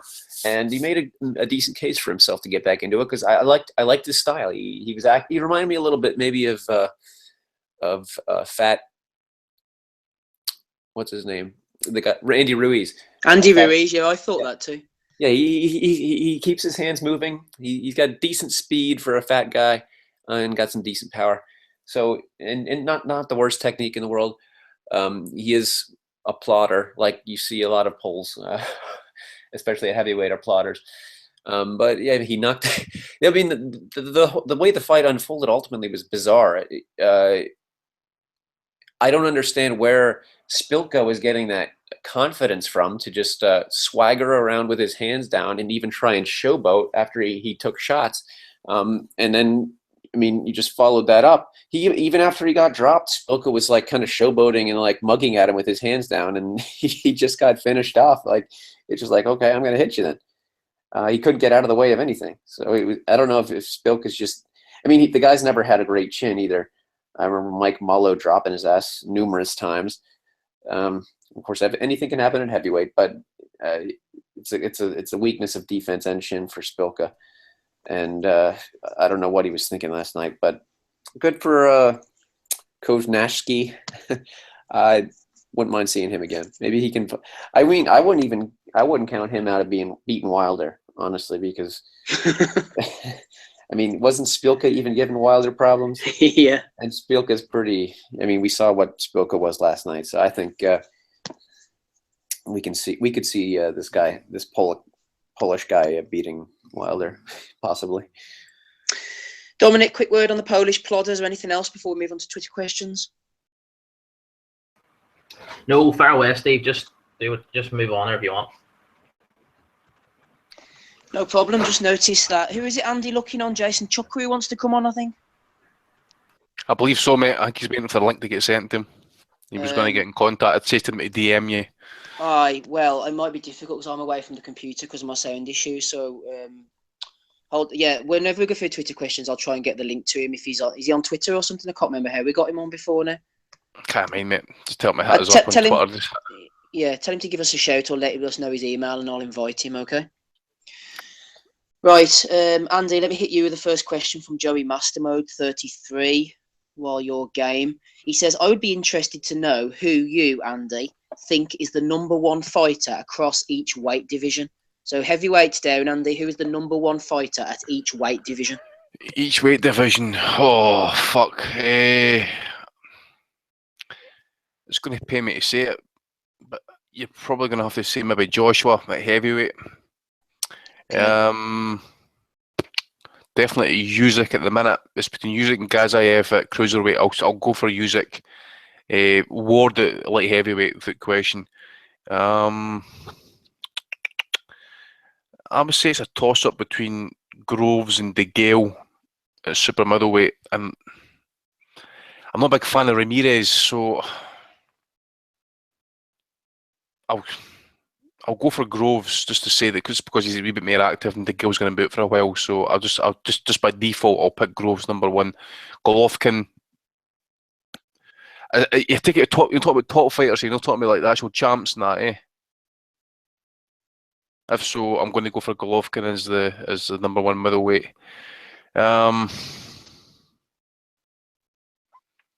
Probably Lara at light middle. Then coming down, I'll go for Spence, Terence Crawford, Linares, Lomachenko. Probably, I'm going to have to go at the minute. I'll go for Santa Cruz just because he's got the Frampton rematch victory. You think Linares is over Mikey Garcia? It's just because Mikey Garcia's only got the one victory at the weight, eh? But I know what you're saying. You know, I dare say you could make the argument. I just don't think he's going to be hanging around about that weight for much longer anyway. But yeah, Browne fights at 140 anyway, isn't it? Fucking Browne, man. No fucking chance. So I'll take Dave's one. Maybe Mikey Garcia. Rigo at super bantamweight. Bantamweight Yamanaka. He's got a tough fight coming up with Lewis Neary. I think he's got a couple of weeks' time or something. And then super flyweight, I'm gonna go. Fucking hell, super flyweight. I could be here a fucking fortnight trying to make a decision on this one, but I'll go for Inoue. I'll go for Inoue just because he's up and comer and he's just a fucking beast. And I said, people remember it a couple of years back he beat Gonzalez, so I still maintain that. probably Donny Nietes at flyweight. And then I'm going to go for Kosi Tanaka at light fly. And then Wang Heng Metheon, the WBC champ at minimum weight. I'll take your word for that last one, Andy. Aye, no problem. I haven't been down to flyweight, or what? Is that the minimum weight? Is that the lowest one these days? It's the lowest one, aye. That weight. Flip's sake. Excellent stuff. Hope that's okay for you, Joey. Right, let's move on to Rob Kelly with the question. This is more of a comment. Tony Bellew was slagging off David Haye. Haye said that he's bringing free boxing back to the telly with a Haymaker box. Still gone there, mate. Steve just cut off there. You got kicked off. I think he was asking about, I don't know, what did Bellew say about Haye bringing the... I think it was about David Haye getting free boxing on Dave and that, saying Comedy Channel or whatever. And that. I mean, what the fuck? He signs 2 top amateurs. One's an ex-Olympic medalist. One could have stayed on and become an Olympic champion. He gets them on fucking free air TV, and then he fucking does what? I tell you what, right? He slags them off. Fucking hell. Yeah, you know what though, right? Bellew's reminds me of when Reed Gervais eventually became David Brent. You know, there was a while there where there were different people, and then they just became the same person. I think like that. Bellew's after becoming a parody of himself or something. Like, ever since he won that fight, like he's been unbearable. Like, so, got kicked off, Rob. Got kicked off by the man. No, we were just saying that, like, yeah, basically, I was just dogging Bellew a bit there, like for his new persona. Like I was saying, it was like when Reed Gervais and David Brent became the same person. You know what I mean? Yeah. No, what I was going to ask you was just talking about the 5 nights a year on Dave TV. Obviously, I think we all reckon that's a good thing with Haye linking up with Richard Schaefer, and he's got Joe Joyce and this Ashfaq as well. I mean, Bellew was slagging him, but we want more boxing on free TV. He's also got Wally Hutchison, mate, as well. For, you know, one of your top amateurs for Scotland. Right, you know, right. if he'd stayed for the Commonwealth and the Olympics, and that, I was just saying to the guys, when he got cut off, he would probably have medalled. And you know, I think he'd actually beat the reigning world. I won't get this right. I think it was the European youth or the world youth champion. I think he might have been a Kazakhstani or something like that. He, you know, beat him on points and stuff. So as I was saying to Rob there, you know, if you're signing like say 3 top amateurs like that, you get them on free air TV for 5 nights a year. Fucking hell, are you kidding me, man? How can you slag a person? Why should Eddie get them all? You know what I mean? Why should Eddie get them all and eventually have us paying for him after 6 fights and everything? No, come on. I mean, as bad as Haye is, that's a great move. What about Eddie's in a bit of a panic with this Dave thing coming through, and now this Cyclone on Channel 5. Well, I'm more relieved that at least we know that we'll have a home if there's ever a rematch with the Cobra. You know what I mean? The good thing as well as guys is it's still, you know, Eddie's practically confirmed that they will not be picking up, or Sky's not going to be picking up the Super Series thing. So I'm kind of crossing my dick in that, hoping that it's going to fucking end up on, you know, ITV, Channel 5, something like that. BBC will not touch it, obviously, but you know, if we get it on a satellite station or free air TV or whatever, and that, but then you pay extra for, I'm fucking down for that. It could be a look for ITV where you might get it, like, couldn't it? Could be. I was going to say there, Andy, Joe Joyce doesn't seem like he's messing about. They were looking at Dave Allen, weren't they, for his debut? 10 rounds. Zero point of fucking about with this guy. I mean, what is he, 31? I was reading a wee bit about him, actually. I didn't realise he's actually got a master's degree in, like, fine arts or whatever. I mean, that guy could go away and fucking paint the Sistine Chapel again if he wanted. But as I said, there's 0 point of him fucking fighting up, you know, Latvian monoblockers and that. You know, the guy's a ex-top amateur. Okay, you look at his style, and I think his style's more kind of suited to the pros anyway. Just rugged, come forward, just fucking beats you up, you know, just tries to break you apart. And that. It's a fucking freight train. You know, nobody's going to stop that guy. And I think he's a tough fight for anybody. You know, maybe more experienced guys might handle him and stuff, but you know, there's 0 point with his amateur pedigree and background that you need to hold him back. Fucking throw him in the deep end and see where he goes. And let's hope, though, Andy, after the David Haye fights, they're going to have to be better on the card this time, aren't they? Because they were cars I've ever seen. Yeah. Well, again, it's like Barry McGuigan with Cyclone, that, you know, and that card there last night. Sometimes they've not got the money that, you know, flash cars go to kind of like pad records and that. You know, they need to take risks every you know more times than what the matchroom fighters need to do. So they might need, they might need to do this as well, because this isn't the David Hay show, so to speak. He isn't going to be going in there and just kind of like taking on the money himself. And I remember the last card against that was the Croatian Cobra, what his fucking name was. Zhuzh. Aye, Gerzik, or what his fucking name is. They actually had that. It was like a kind of like poor man's Rock Nation rip-off. They had like fucking live disc jockeys and that play in the arena and that, so Corrales, like it had all like the Daily Sport model girls in the front winking at Hay on the way to the ring and all that. I think that's what happened to the Cobra man. He got starstruck when he went out to the ring and he didn't perform. Other than that, he would have had him. Yeah. Other than that, they had him. But it's just, you would think that Hayes going to kind of match him pretty well. But as I say, Hutchison, he's at 18. You could build that kid in Scotland if you wanted to. So, it's Joe Joyce. I just think, again, as I say, there's 0 point holding him back. I mean, what the fuck's he going to learn? He's been in with the top amateurs. That was, I've said before, amateur boxing isn't what it was like 20, 30 years ago, where I had to have a kind of swift apprenticeship into the pro ranks like Frank Bruno or whatever. These guys are fighting the cream of the amateur ranks, WSB, so these guys are kind of fighting kind of semi-pro fighters anyway, so, get them in there. Dave Allen's been offered the fight. I think he would take it if the money was right, so get in there. Did Joyce ever fight Joshua? Not in my knowledge. Am I right in saying that the last Olympics he was fighting at heavyweight? Oh my God, have I got that wrong? Joyce was, yeah. He fought the Yoka, wasn't it? Yeah, he fought Yoka, yeah. He won that fight easily. It was ridiculous, and they robbed him. Right, okay, Dave's calling a robbery. Last few Twitter questions, then we'll move on to Bellew of the Week. And I think, Andy, we might actually have the Frampton discussion at the end of tonight's show, because we're not sure if we're going to run next week, because there's absolutely frig all on, is there? There's fuck all on, mate. I mean, I think there's a couple of minimum weight world title fights, a couple of cards for Japan and that, but as I say, July is usually a kind of dry month anyway, so if we bring forward the preview, we can have next week off and give a wee holiday. Smithow's in the clear for next week, then. Oh, yeah. We have Browne the week after, right? So we got to preview that at some point. Oh, yeah. AB. Oh, yeah, right enough. Browne Garcia, I mean, he's going to get his ass trashed, and it's going to be glorious. We'll see. We'll see how we get on tonight. We might end up doing an hour next week. We'll see how we get on at the end of the show. Right, let's move on. I've sent a message out to Jason Chukwu. I've sent an invitation to him, so if he wants to click the link, then he'll be able to come on with us. Right, Dominic, firing through.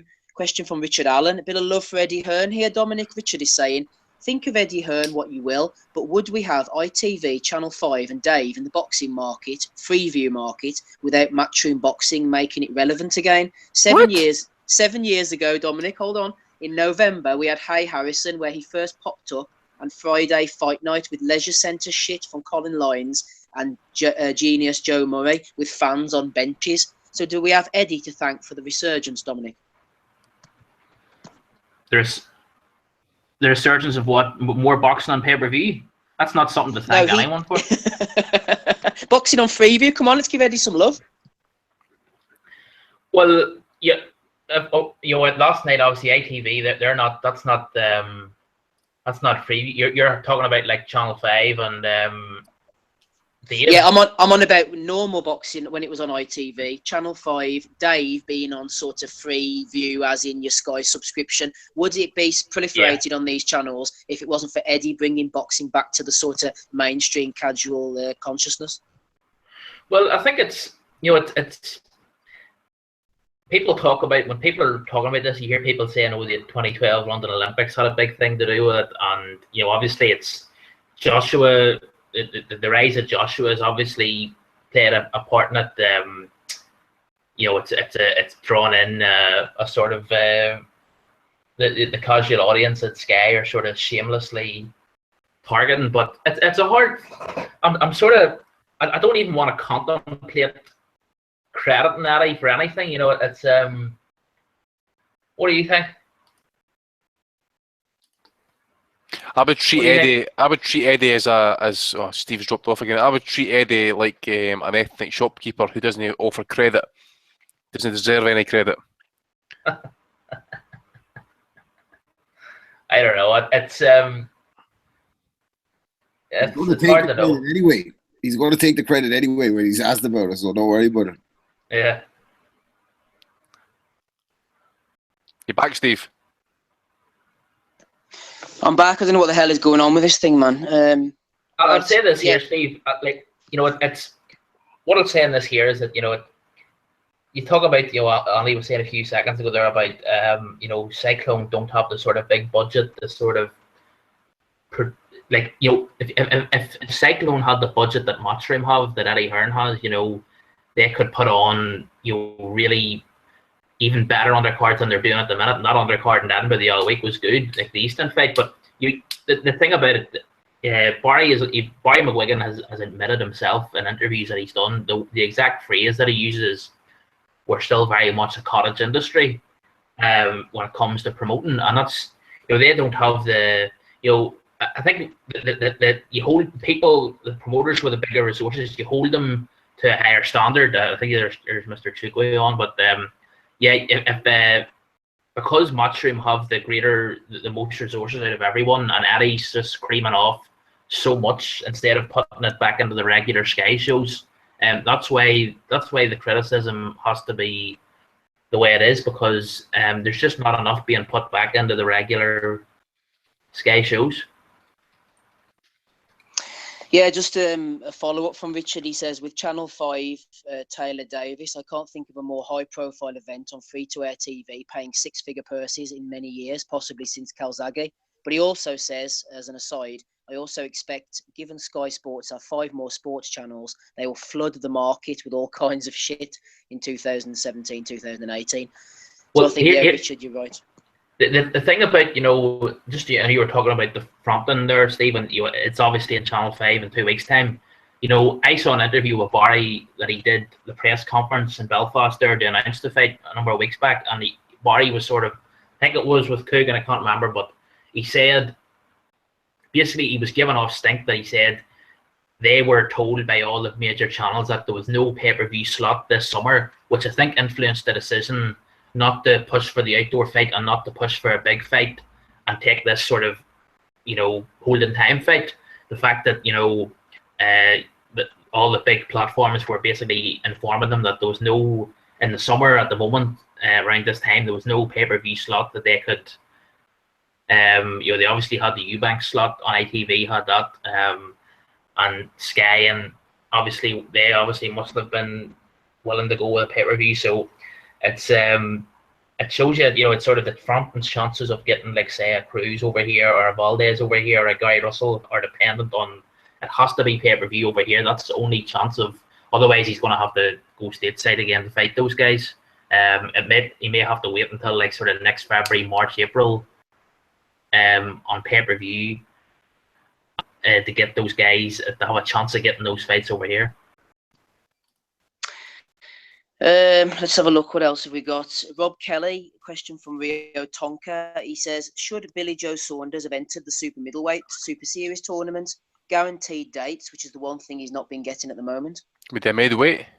He's not a super middleweight, though, is he? So he's campaigning. He holds the title at middleweight. He's campaigning at middleweight. So I think he's hanging out for the winner of Canelo and Triple G. So if that doesn't pay off, maybe it's something he would have thought about. But I think his focus is on that big payday at middleweight. The only payday that's out there really at middleweight. So apart from if he doesn't make it, I think he'd be, the fight for Eubank won't go away anyway. That Eubank rematch won't go away for a while. There's still be a chance to make it because we don't know if Eubank's going to continue with this tournament anyway. So. Hey to Dave, a question for you from Liam Wynn. He says, who is the most unorthodox boxer who has been successful, so held a title at any level, the most unorthodox boxer? I was thinking, hey to Dave, someone like a Junior Witter. He was quite unorthodox. I'm thinking higher level than Junior Witter, maybe Aaron Pryor. He was a wild man, very unconventional. You're in the shower? No, I'm in the bathroom, but I moved in here because my brother's trying to sleep in the other room. Tell me fuck off. I'm in the bath to sleep. The whole family has been jet lagged. What was I saying? Oh yeah, I also wanted to say George Foreman. I think he was pretty unconventional. He had a good jab, which was like a good fundamental tool he had, but he was pretty in his prime at least. He was a kind of unusual fighter. Do you want to add in any, Andy? Any unorthodox fighters? I'm trying to think. I'm sure I've seen some over the years. Usyk's a bit unorthodox, isn't he? Lomachenko's the king of unorthodox. Nazim Hamid. Yeah, that's true. Unorthodox. Anselmo Moreno, he was quite weird, some of the things he did in the ring. Aye. Try to think. Just caught me off guard there, mate. Try to think. Unorthodox fighters. Just thought you Pacquiao. might have some to throw in. Pacquiao? Yeah, I'd say Pacquiao. What about Calzaghe? Yeah, he'd a style you just couldn't really figure out, could they? Unfortunately, Apart from being up when they robbed him. unfortunately, Calzaghe never made it to a high level. What about Roy Jones? He sort of flouted the textbook, didn't he? Yeah, he got through a lot on I think instinct and athleticism, didn't he? What about Errol Graham? It was, yeah. Okay, yeah. What about Emmanuel Augustus? I don't think he won a title, but he was. Oh, yeah, I remember. He's in a bad way, isn't he, Rob? I think at the moment. I heard that. I heard in the bad way. Dwight Braxton? Or Dwight Cowley? Oh, aye. He kind of had that kind of Joe Frazier type defence and that kind of Philly role. But what about the Sex? Sergio Martinez. He had that kind of weird style, that kind of bouncing the boot, hands down, kind of always using the lateral movement and stuff. He was a nightmare. Good shout, Andy. Right, let's move on anyway. Quite a few we've thrown out there. Rob, Richard Swig has thrown in a question. He said, talking about Manny Pacquiao, do you think there's a danger that people will remember Manny for his 3 fights with Tim Bradley, his knockout to Marquez, and now he's lost to Jeff Horn? Is there a chance, Rob, that Manny's incredible career before 2010 could be getting forgotten? No, I don't think so. I think Pacquiao's impact on the sport was so huge that even the casuals will remember him at his best. Like, you know what I mean? Even the people who don't watch boxing will remember him flattening Ricky Hatton, you know what I mean? So I don't think he's going to be diminished in any way, and I don't think he's going to hang around for too much longer. So I think there's a chance he beats Horn in a rematch.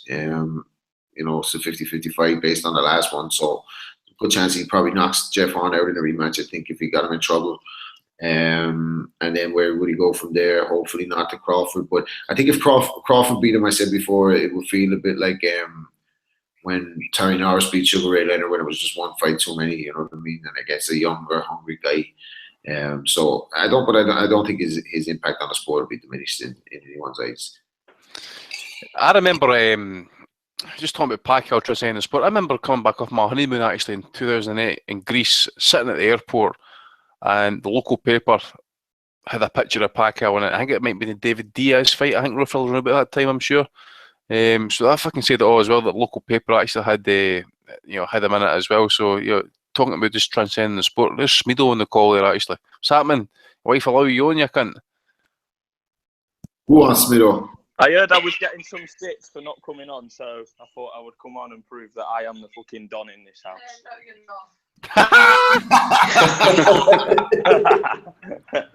No, I've been travelling. I've been back home this weekend, so I only got back about half 8. Go on then, Smedo. What's happening? I quite enjoyed the Berchelt performance. I watched that this morning. I didn't know the result. I quite enjoyed what he did. It wasn't as exciting maybe as what some of us have expected, given Miura's history and good fights. But he absolutely nullified Miura, didn't he?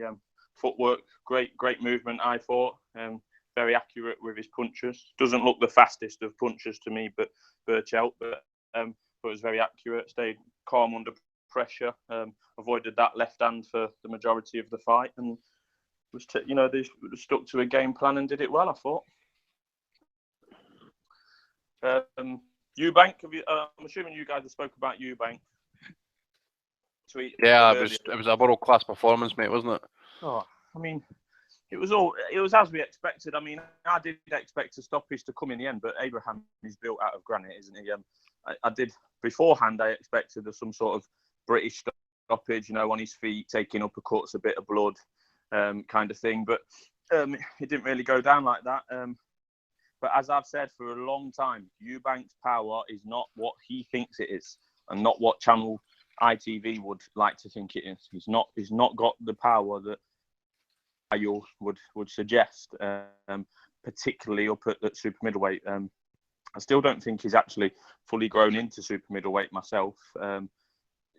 Arthur Abraham's not really someone who you can measure super middleweight against, and now neither was Robert Quinlan, especially Abraham with being mainly, I know he's been at super middleweight for quite a while, but that was rather more than age rather than the size of Abraham himself. So, Eubank, is he going to complete this super series or whatever it's called? Is he going to be told what to do? Or when they watch the videos of Yildirim, despite them choosing or selecting Yildirim as an opponent, are they going to start getting a bit cold feet over that? Are they going to want to be told that they're fighting George Groves at Wembley Arena or whatever it may be, or fighting Callum Smith in Liverpool or one of the Germans in Germany? I don't think so.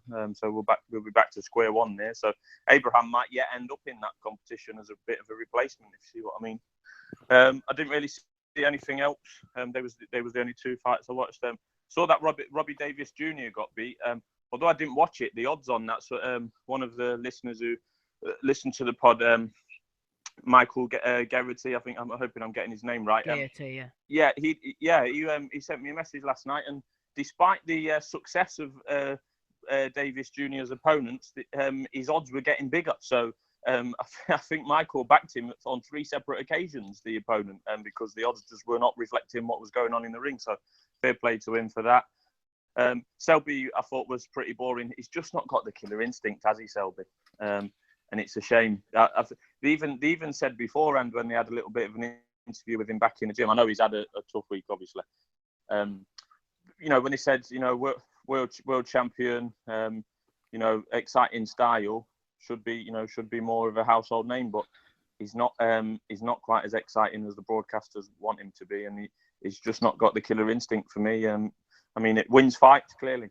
It wins fights, and he's a genuine world champion, but does it win fans and broadcasters? Probably not. Other than that, Steve, has Russ been on? No Russ tonight. Oh, I wish I'm not quite as entertaining as Russ, to be honest. But can I ask Smiro a question? Yeah, go on. Yeah, Smiro, I don't really understand odds, or I'm a bit like Steve. I'm a bit of a betting. I don't really know what I'm talking about. Yeah.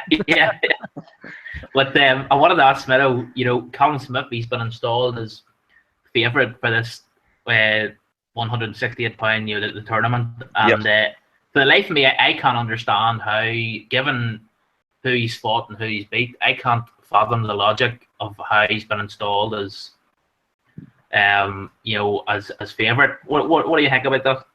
Well, I think that's where people like yourself can go and take advantage of that, because I will maintain that there is no betting company in the world that has a full-time boxing trader or odds compiler. There's not, because if you think about it, especially over these summer months, you would not get 40 hours work out of that individual. So what happens up and down the country is that, for example, I'm just guessing here, they might have someone who does dog racing, greyhounds, day to day does greyhounds, and then 5 or 10 hours a week, or when they can, they do boxing. So there is an actual fact that people, well, I like to think I do, but I probably don't, but people listening to this, some of you guys on here, will know more about boxing and about a fight that might take place, off Sky Sports, let's say, and that's where there's the opportunity to take advantage of that. And also, I don't want to get too technical, but also with boxing, there's no Betfair influence. So the only way that a bookmaker knows whether they're...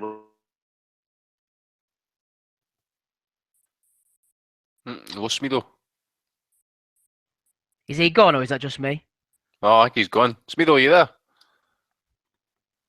Having a mare tonight, Andy. He's... I just got him.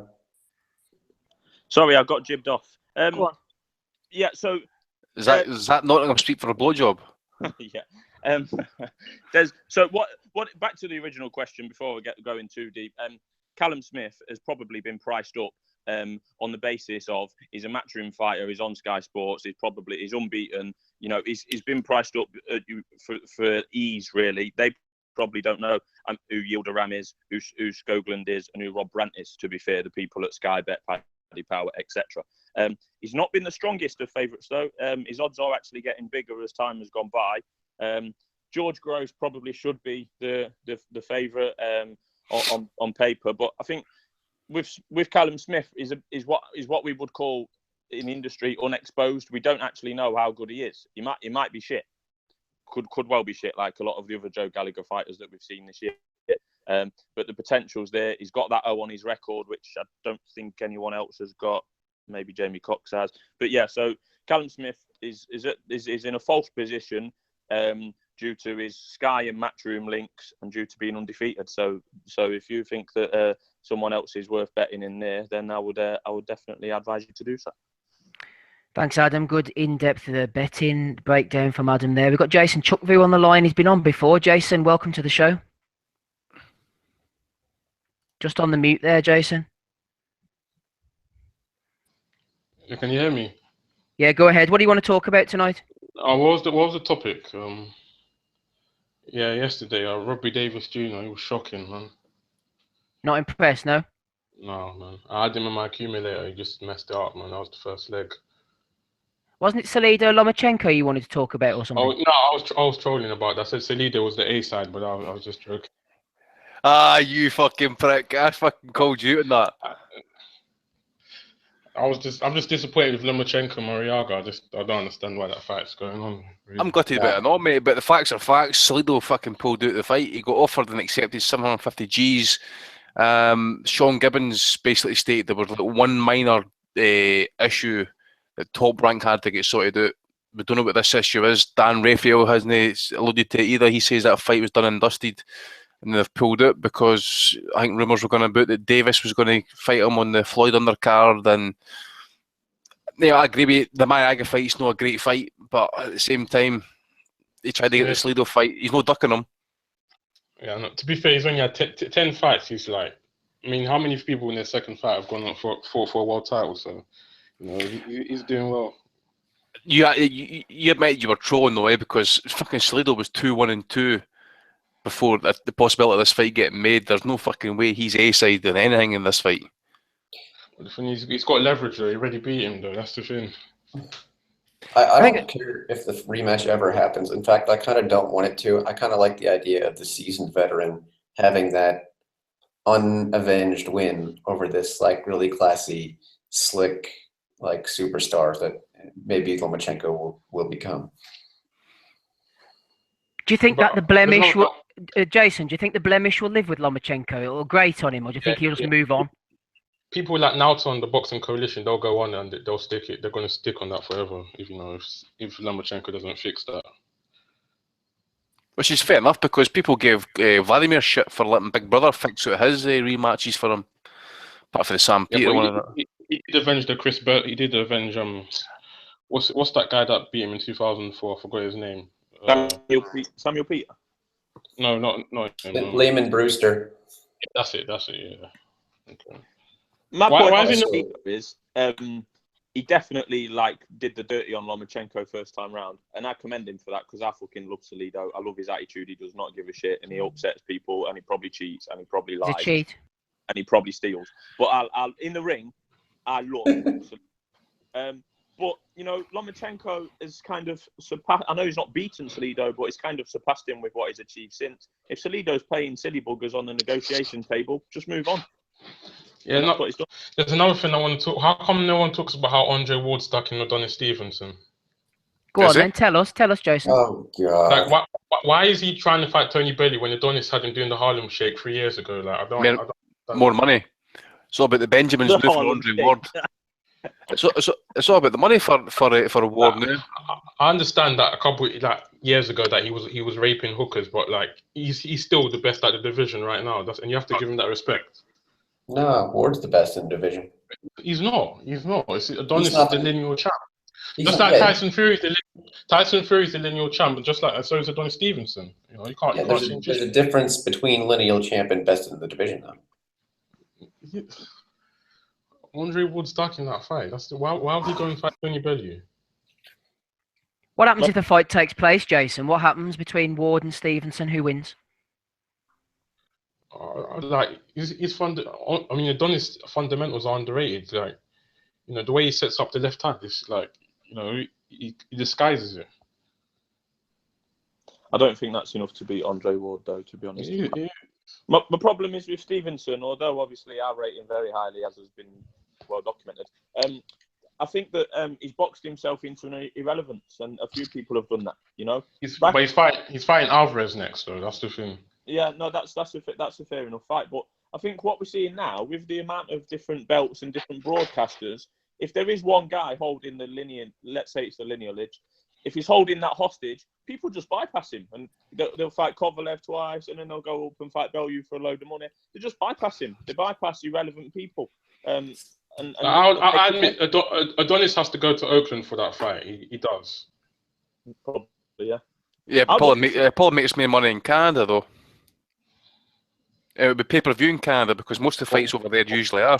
Ward's not leaving California. That's the thing. He will never do that. Yeah. So do we think this Bellew fight's actually going to happen? Well, probably. They could hype it up as the fight from Creed that never happened. Yeah. Tony broke his jaw, remember, eh? Yeah, and then Andre Ward's character sued him, which was funny because that's all Andre Ward was doing in the real world at the time. Well, if actually that lawsuit was real, I dare say Tony would have won it because Ward's got an awful record in the courts. Like, I think he's 0-3.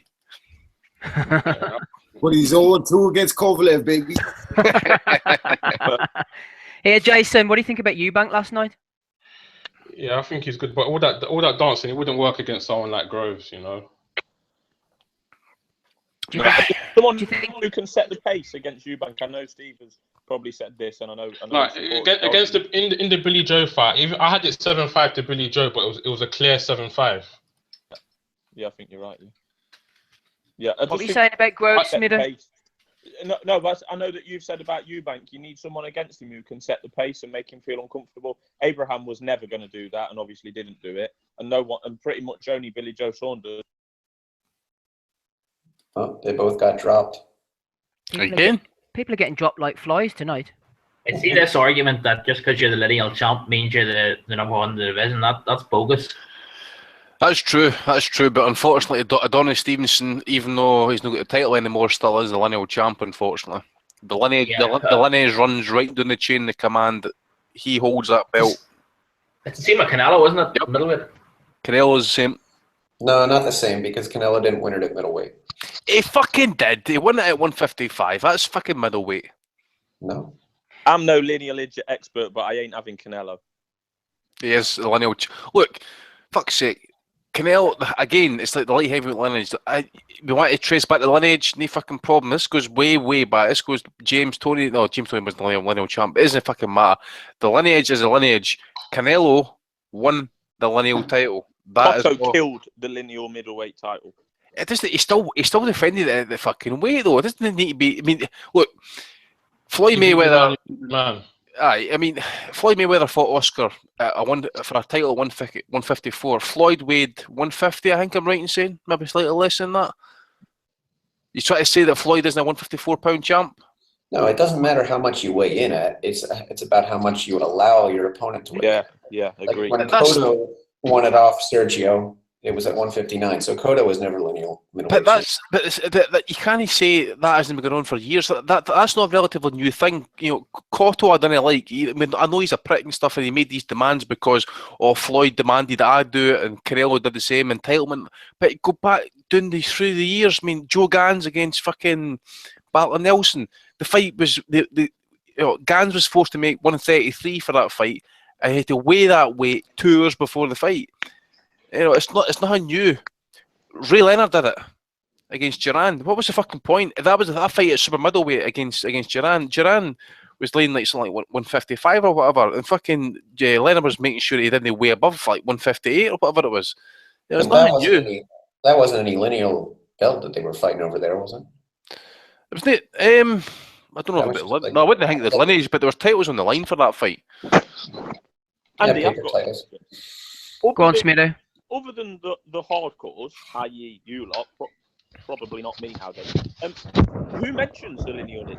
Like, fighters don't mention it, as far as I'm concerned. It's because it's counterproductive for them to kind of argue against it. For them to say, "Oh, there's only one real champ in that." Yeah. Okay, if you take a division that's got four title holders in that, and they're all calling themselves world champion, they're not going to want them to say, "Oh, I'm the real champ."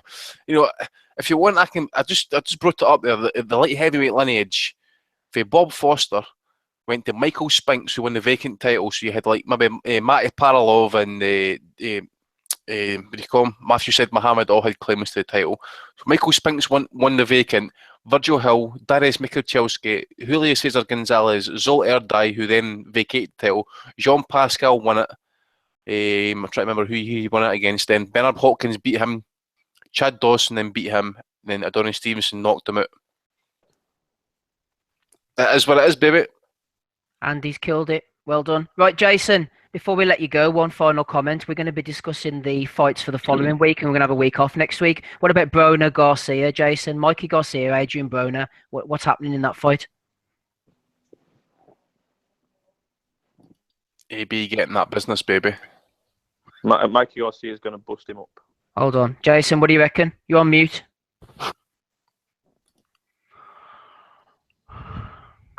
Yeah, if Browne does win, a lot Yep. of people are going to be on suicide watch if Browne wins. Are you going to be on suicide watch? You don't like Browne, do you? No, I don't mind his antics. If he wants to, sleep with any woman, that's his business. But Yeah, but should it transfer over into the ring just because he goes around slapping people and shagging women? Why is he getting opportunity after opportunity? I know he's with our Heyman. Our Heyman's Jesus right now. That's true. That's true. So you think that AB is going to have a chance, or do you think Garcia's power? No, Garcia would win. I don't even think Browne is going to make the weight. That's the thing. So. What is the weight? Well, I suppose so. And what about Frampton against Gutierrez? Is that just a bit of a nothing fight for you? Yeah, that's the sanctioning body's just doing a joke. I don't even know who Gutierrez is really. No, neither do I, to be honest. Anything else you want to add before we move on? Yeah, the first time I ever came on, I was complaining about Triple G Canelo not happening. Now that it's happening, I think the problem is that it was not being made. I think we all know who's going to win that fight. Who? Triple G is going to smash him. It's good, better for boxing as well. Think so? Yeah. Excellent stuff. Jason, we know you always listen in the chat every week, so thanks for listening. And anytime you want to come on, give us a shout, okay? I'll just say one thing as well. Go on. Pimp Daddy's pound for pound number one. You're at a low place. See you later. See you, mate. Cheers. Bye. Right. Yeah, we'll keep going, Andy, and then we'll have a week off next week, I think. So tell me about this Adrian Browne and Mikey Garcia fight from your perspective. I just hope Garcia, I'm not going to be in suicide watch, but I fucking hope Garcia beats the absolute fucking granddad out of him, by the way. I really do. I have watched, ever since the Burns fight was getting mooted at 130, and I've studied this guy, minutely. This guy is not a real fighter. He was talented at one point. He's pissed it up against the wall. Talent will only take you so far until you got to work at it. This is what really pisses me off about football players and that who just piss away their talent and that because they couldn't be bothered. That is Browne. There is zero improvements with him. The good thing about him is he's got a decent beard about him. He speaks a bit of shit. That's about the only good thing you can say about him. And I suppose at times that he can look pretty good. But other than that, that's all it is. Mikey Garcia, people actually maybe miss out on this one. Actually, I remember years ago Donnie saying this, that he believed at one point that Mikey Garcia was that good that he was going to be the heir apparent to the Pacquiao throne at Top Rank. A lot of people, I don't know about a lot of people, but I noticed there's a few fanboys out there of Mikey Garcia and that. I'm starting to become a slight believer in myself, but part of me still thinks he's playing at it as well. That he's, who sits at 2 years of the prime just to get away from a promoter? Is it award? Yeah, that as well, mate. Yeah, you could say the same thing as this. You could say that Ward actually needed that time off for the injuries he was having and stuff. I know he had major injury problems with his knees and his shoulder and stuff like that, but I just think, in terms of ability, being in gym, being in shape, being fit, Garcia is ticking all the boxes. I just think, technically he's far better than Browne. Browne is like a 6-round fighter. if he can't take you out within 6 rounds and that, it's just going to be like 3-4 punch combos every other 10 seconds or every other fucking 3 minutes or whatever.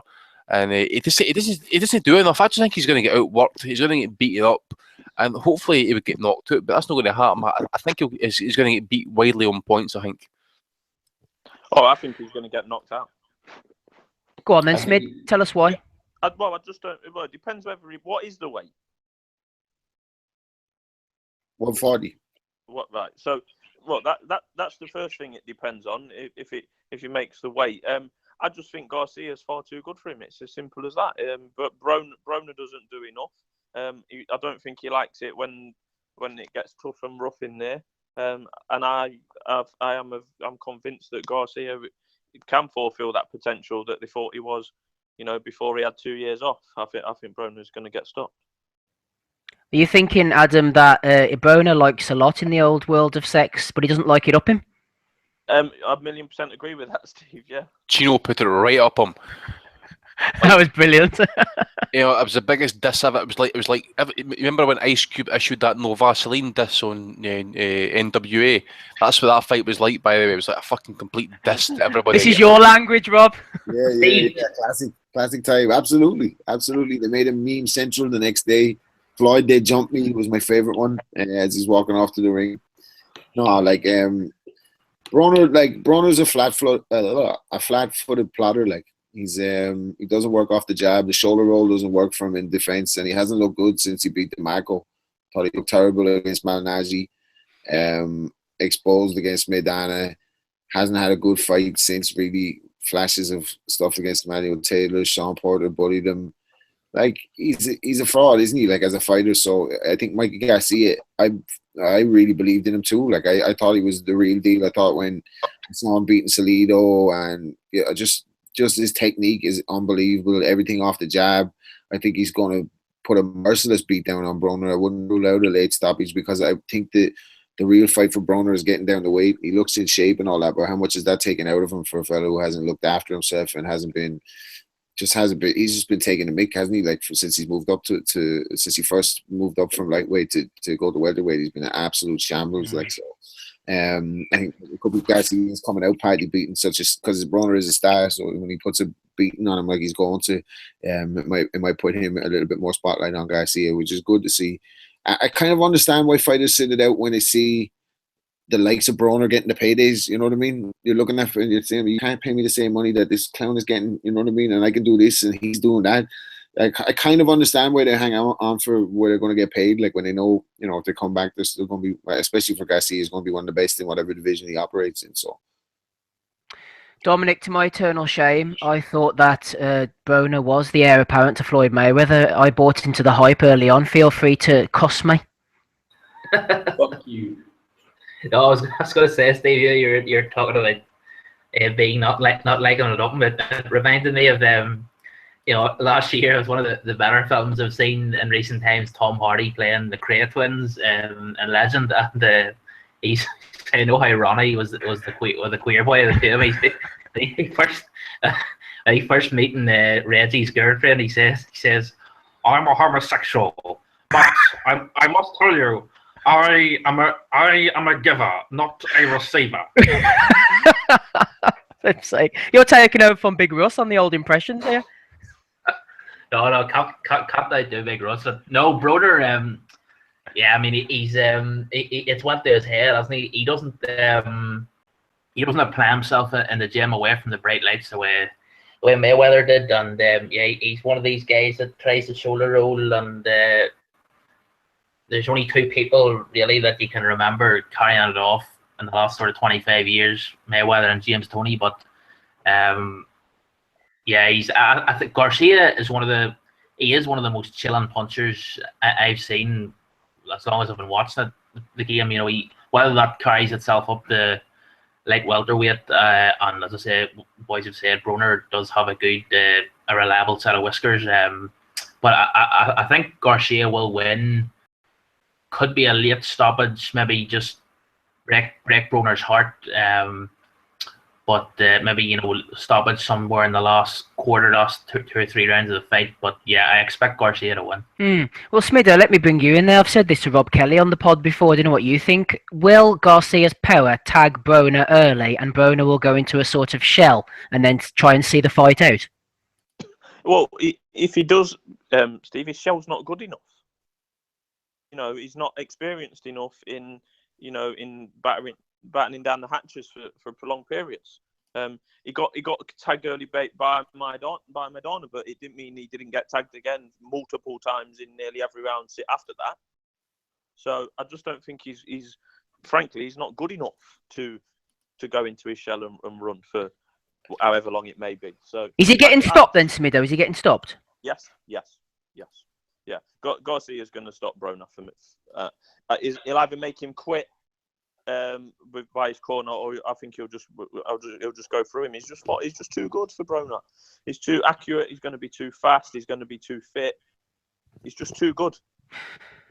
Hater, final word to you. Too fast, too good. Dominic there, Dave, mentioned Mayweather and Tony, the only two people of the last 25 years that have been able to pull off the shoulder roll. No love for Conor Benn. He was dropping that shoulder roll in his last fight, Dave. Well, I was going to give respect to Bernard Hopkins. He knew how to work the shoulder roll. It wasn't always his primary method of defense, but he could work it. He said he got it from Georgie Benton, I believe. Broner, we've seen him. He didn't go into the shell against Maidana, really. He fought back. He fought his ass off in that fight. So I had to give him some credit for that, even though he lost and ultimately got his shit pushed in, which was beautiful. What he did go in the shell against Porter, and he survived that fight. But Porter's not a very accurate puncher. Then the first time Broner opened up, he dropped Porter. I think that was just because Porter was surprised he actually threw a punch. But Garcia is accurate as hell, very technical. I think he's going to tire Broner out with the jabs to the head, like snapping that head back all night, wearing out the neck muscles. Probably work in some left hooks to the body. Garcia has a great left hook. And if he could set up that straight right hand that decked, what's his name? The poor guy who beat Burns.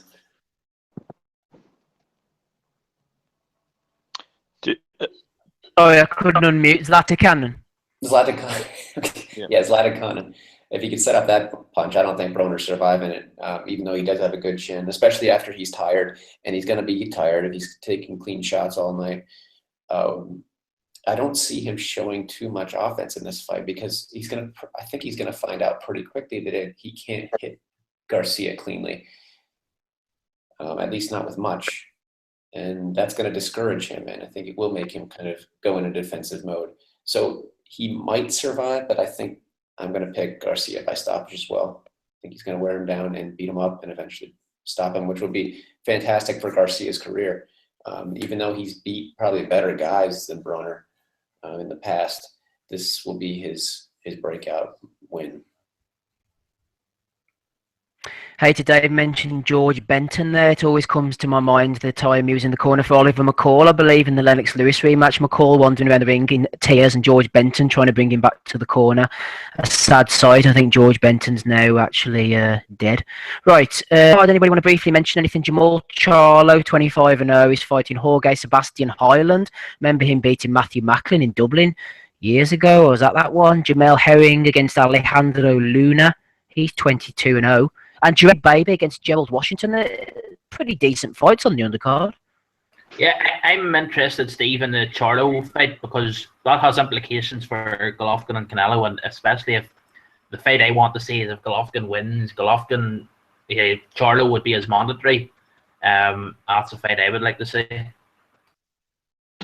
Steve, you've missed a massive fight that is scheduled to take place this week on Tuesday night. The venue is, let me just grab it. The venue is Rapids Coliseum in Alexandria, Louisiana. Sees the return of a former IBF heavyweight champion, Charles Martin, taking on Michael Corrales. And that is scheduled for the 18th of July. So make sure everyone tunes into that, please. I thought he was shot. Charles Martin's been having meltdowns lately. He's been having some meltdowns. Hey, today, Charles Martin. He keeps on getting high on weed, doesn't he? You have a meltdown at the ATM. After getting 6 million for falling down, you get to have a meltdown at the ATM and the strip club. As soon as he put in that embarrassing performance against Joshua, I think I unfollowed him immediately.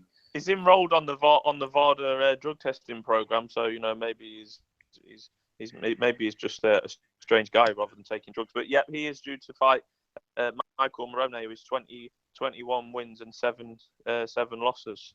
So interesting.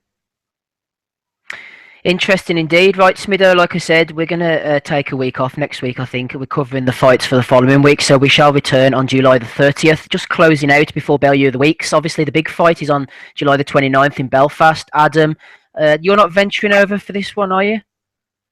No, I'll be at Ascot Racecourse on that day watching the most valuable race in the British calendar. Okay, I have no idea what that is, but enjoy yourself, Smido.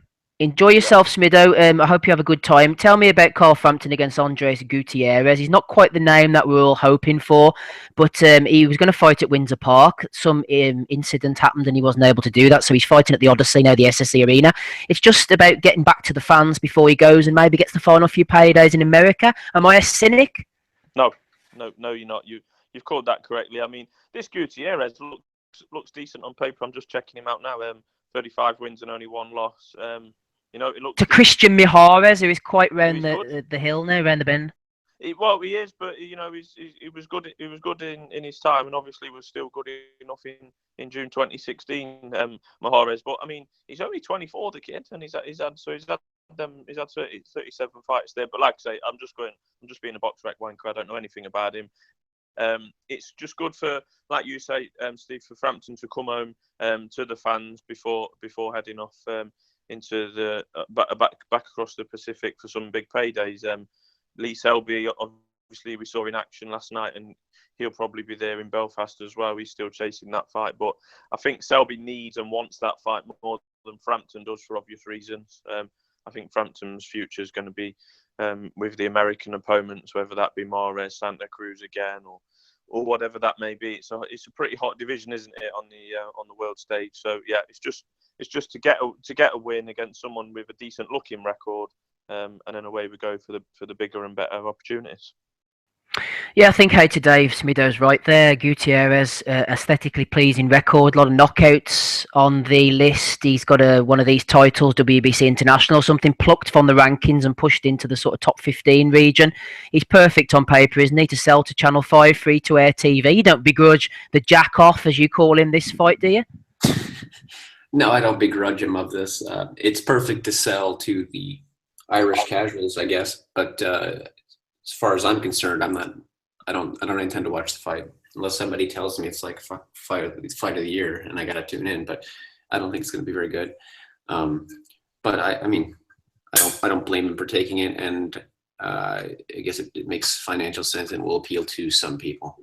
Steve, who was the Mexican kid that knocked Frampton down twice in the first round? That was Alejandro Gonzalez Jr., who's now deceased, unfortunately, Smido. He got shot dead. Shot dead. Could it be, is the potential for Frampton to make similar mistakes there on the underestimating opponent front, etc.? There's always a possibility, I suppose. They obviously point to the fact that was out in Texas and he wasn't happy with the weight and he wasn't happy with, the climate and all those type of things, and it didn't quite work out. I mean, we just don't know until we get into the ring, but it'd be a fool to underestimate this Gutierrez, because a loss, a second loss on the bounce could be really detrimental to his career regarding his bargaining power against the likes of Selby and Mares and Santa Cruz. So he can't afford Andy to slip up whatsoever in this one. Sorry, mate, I've had a lot of technical problems here now. We can hear you. Yep, no problem. That's fine. That's okay. We'll get Rob. You okay? Can you talk? No, you go to the room, mate. Okay, we'll get Rob Kelly, and then what do you think, Rob, about what I was saying there with Gutierrez? It'd be a mistake to underestimate him with the big fights on the horizon. Yeah, especially when he seemed to be tuned out a little bit in the other fight. He did get tagged on a jab, I think. I know they said there was kind of problems with the ring that night. He wasn't really on his toes like he normally is, but I think Frampton's going to have too much for this guy, isn't he? And I have no problem with him getting a little money fight in between.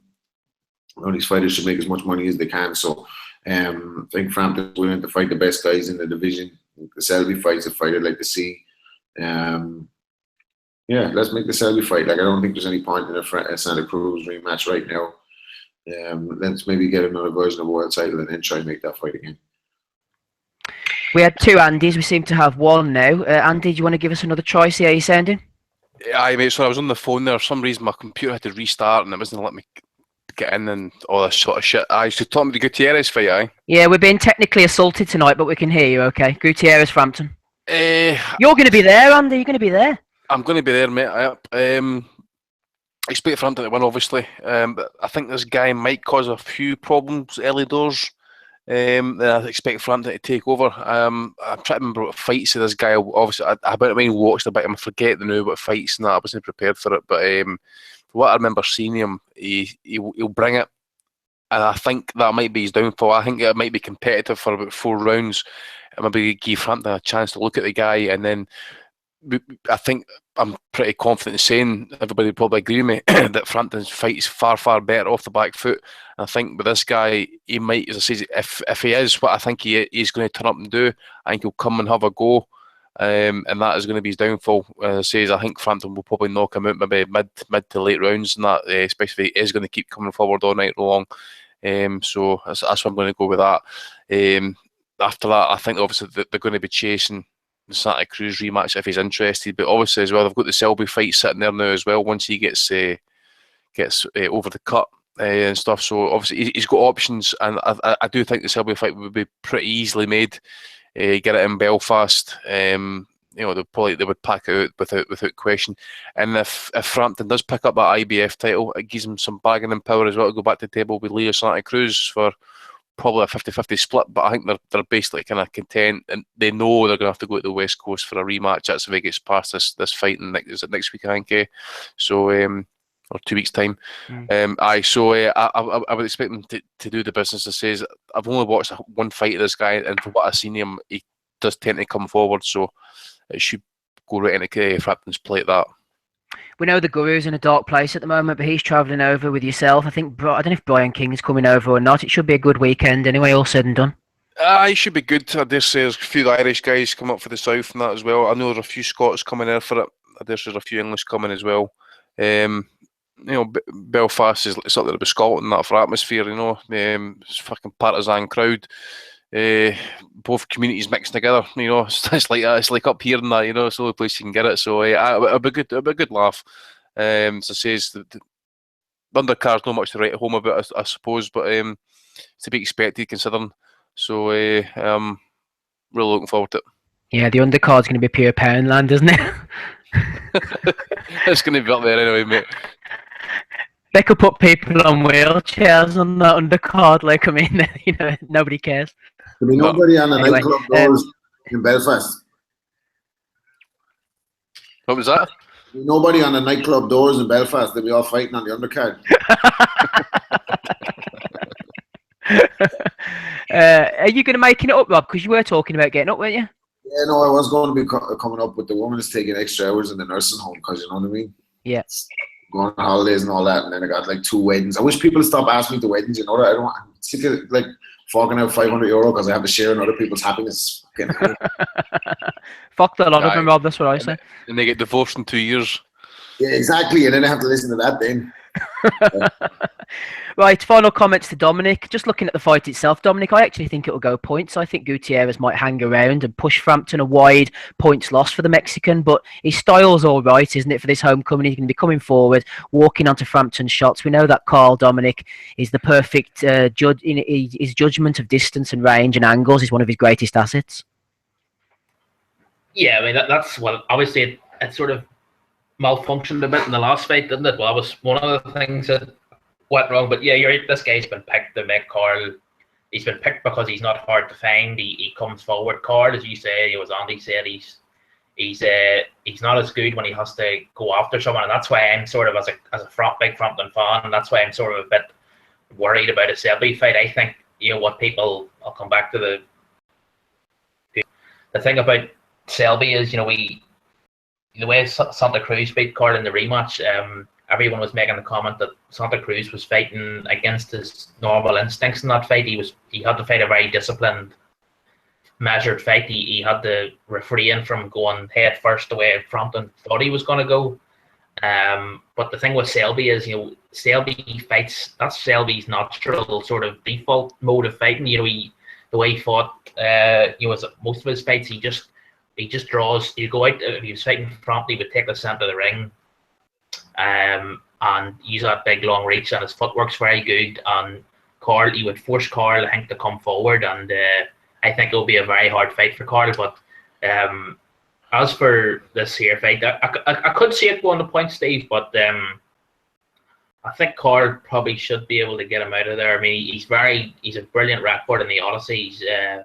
He just seems he performs to his best in there. But yeah, it'll be interesting to see what happens in the future. Like, the thing what we hear about Carl is, he's always talking in his interviews about, when he's preparing for a fight, about, he's not going to hang around in the game too long, and he maybe only has 3-4 fights maximum left. And it's become such a constant sort of refrain that this word retirement, he always seems to be talking about it, and it sort of becomes like a self-fulfilling prophecy. And the point I'm trying to make is that if Carl only has a small amount of fights left, I would rather there would be against big. I don't want him wasting good performances on guys that aren't really gonna do his legacy any good. Yeah. And I can understand why they're taking it in the sense that if they started out in the summer and say waited to fight Selby in November, December time, and they would be taking a big risk, because you're going from January coming off the back of a loss. He didn't get beat up and he didn't get knocked out or anything, but to go the whole calendar year without fighting anyone, being out of the ring, and to go in there against someone like Selby, it will be a risk to do that. But I would rather see him fighting like Guy Russell or Valdez than Selby, because I think stylistically those are, although they're both very, very good fighters in their own right, I think I worry Selby's reach. Selby knows how to exploit the reach and the footwork, and I think it will be difficult for Carl, but it's going to be interesting. Well, I was going to say, Andy, one thing I will agree with Dominic there is on the atmosphere. I know that packing them into the Windsor Park or the Titanic, it means that more people can get tickets and go to the fight, but there's something to be said for having the roof on, and the Odyssey sort of keeps that atmosphere within, and we're in for a cauldron on next Saturday, Andy. The atmosphere definitely will spur Carl on.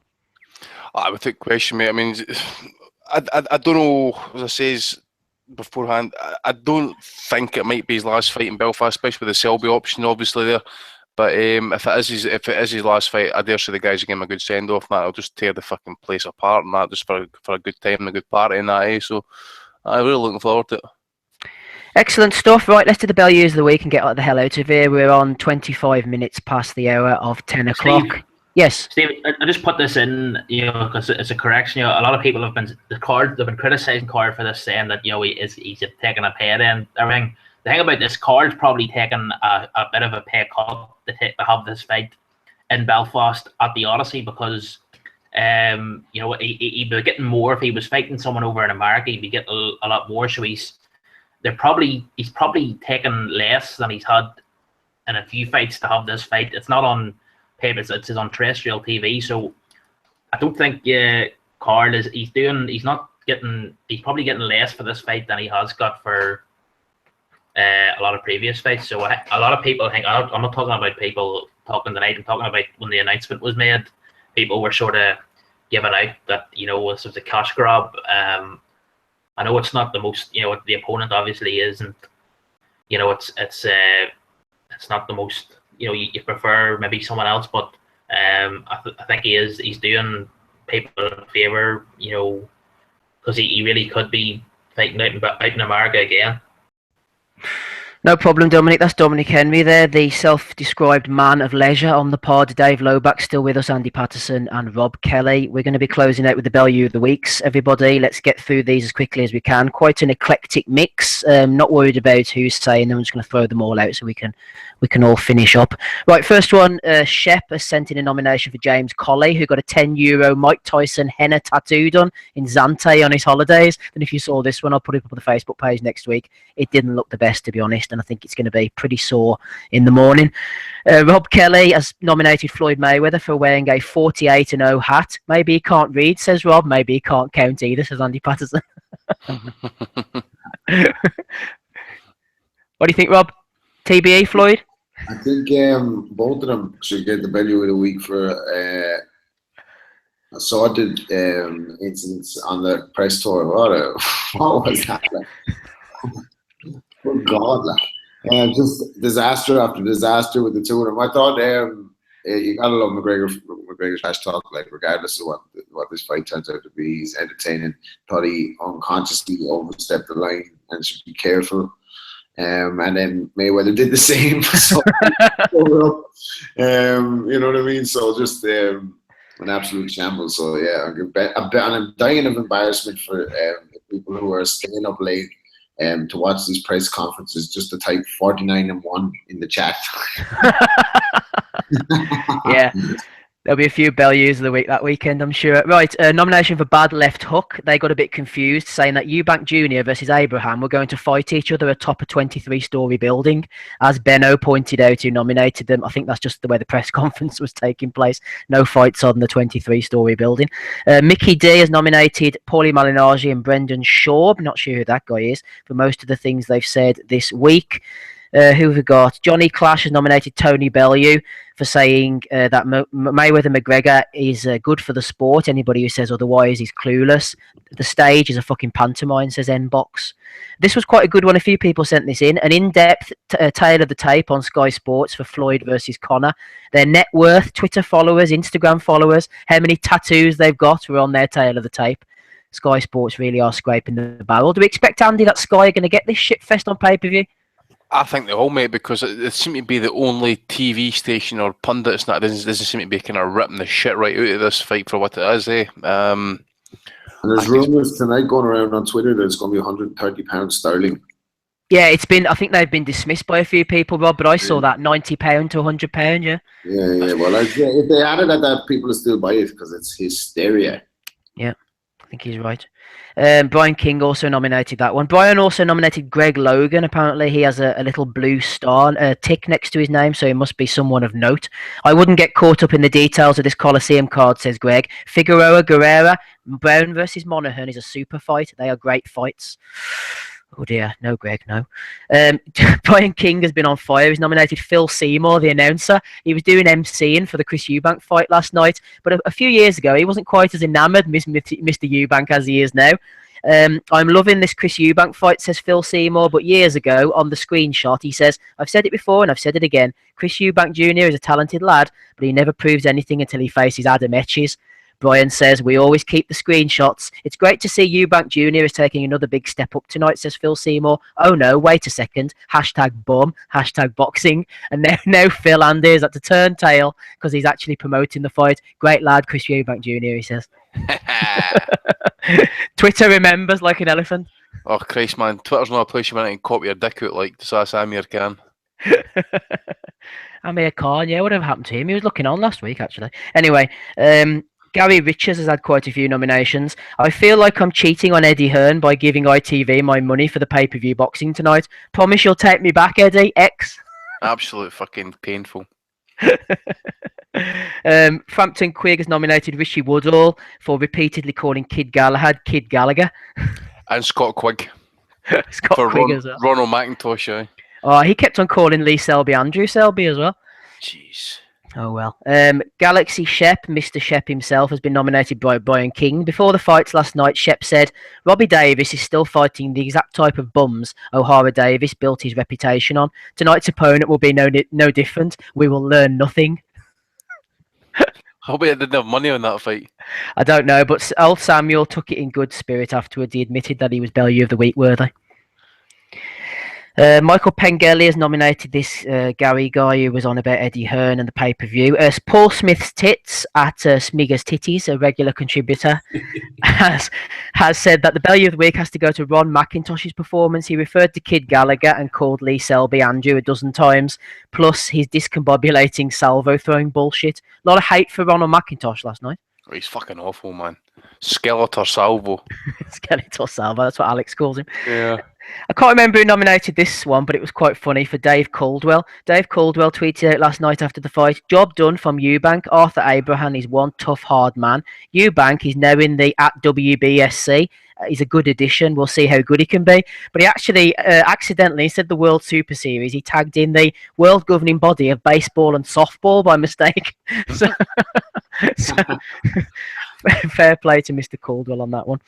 Jordan Coombe has got a new tattoo. What do you think, Notorious MMA? He says, and he's had "fuck you" tattooed all over his arm. I don't know what the hell he was thinking. And Robbie Fox as well. I think this must be a troll, actually, this one, to be honest with you. Oh, Andy, this was a good one.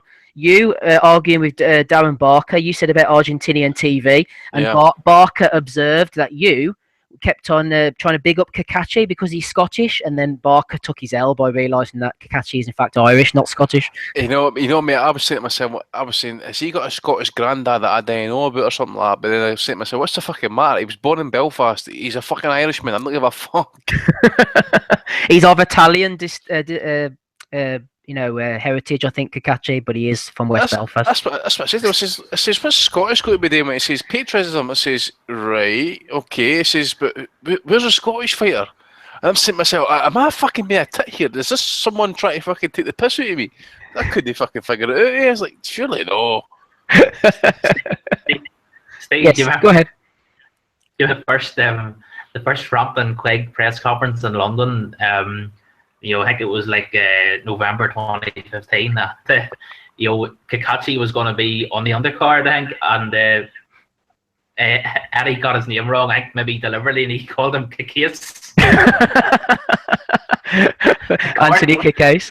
Carl was pretty pissed off about it. Carl shouted out and corrected him and said it's actually Kakashi, Eddie, and I think Eddie said something like, well, I'm not. Carl said it's like Italian. And Eddie said, "Well, I'm not Italian, Carl." Carl says, "I can see that." A bit of Eddie hate. Right, Andy's going to have to leave us. Unfortunately, his computer seems to be dodgy, so he's voting for Darren Barker. Right, we'll just go through our votes then. If nobody else has any more nominations, I'm going for Ronald McIntosh. Who are you going for, Rob? Let me think. Yeah, I'll go for Barker. Dominic, who are you going for? I'm going for that guy who said he was guilty about giving his pay-per-view money to ITV. What was his name? Gary Riches. Yeah, go for him.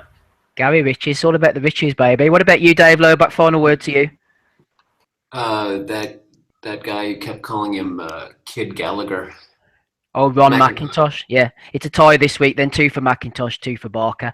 Don't think anybody cares now. We're on the final straight. Rob, I'm going to ask you one final question. Oh, are you going to have to go, Rob? I'm here. Sorry. Right. Oh, no, it's okay. I'll just ask you one question before we leave. I forgot this. Our friend McKetch, Intense Beef, asked us a question, and he's a good listener, so we'll get it in. Right, Rob, is Arthur Abraham a better win than Andy Lee? With regarding Eubank, and if so, has Eubank progressed further than Billy Joe Saunders since their fights? So, since they had their fight, has Eubank progressed further with the Abraham win than Saunders has with the Lee win? What do you think? No, Andy Lee's my mate, so I'm never going to say that. But Andy Lee's a better fighter than Abraham now. So, and he come off a streak of beating Jackson, Karbov, boxing his way back into it with Peter Quillen, and I think he had an off night against Saunders after a long spell out. But right now, Andy Lee beats Chris Eubank Jr. every day of the week. So excellent stuff. Thanks very much, Rob. Appreciate you coming on. We'll catch you next time. Okay. All right, guys. See you soon. Excellent. Always good to have Rob Kelly on. We've also had Dominic. Only the hardcores are left till the bitter end here. Dominic Henry and hater Dave Loback. Thanks to Andy Patterson, who was on. Donny Baseball was on in spirit, I think. We also had Jason Chuck, who jump on the call. Adam Smith as well joined us. Thanks to anyone else who was on, if I've forgotten you. We'll see you again, not next week, but the week after. So July the 30th, we'll be back. Sunday, July the 30th. Don't forget to go over and leave us a 5-star review on iTunes and subscribe and all those lovely things. We'll catch you again, guys. Thank you. See you next Beat week. the bee. Beat the bee.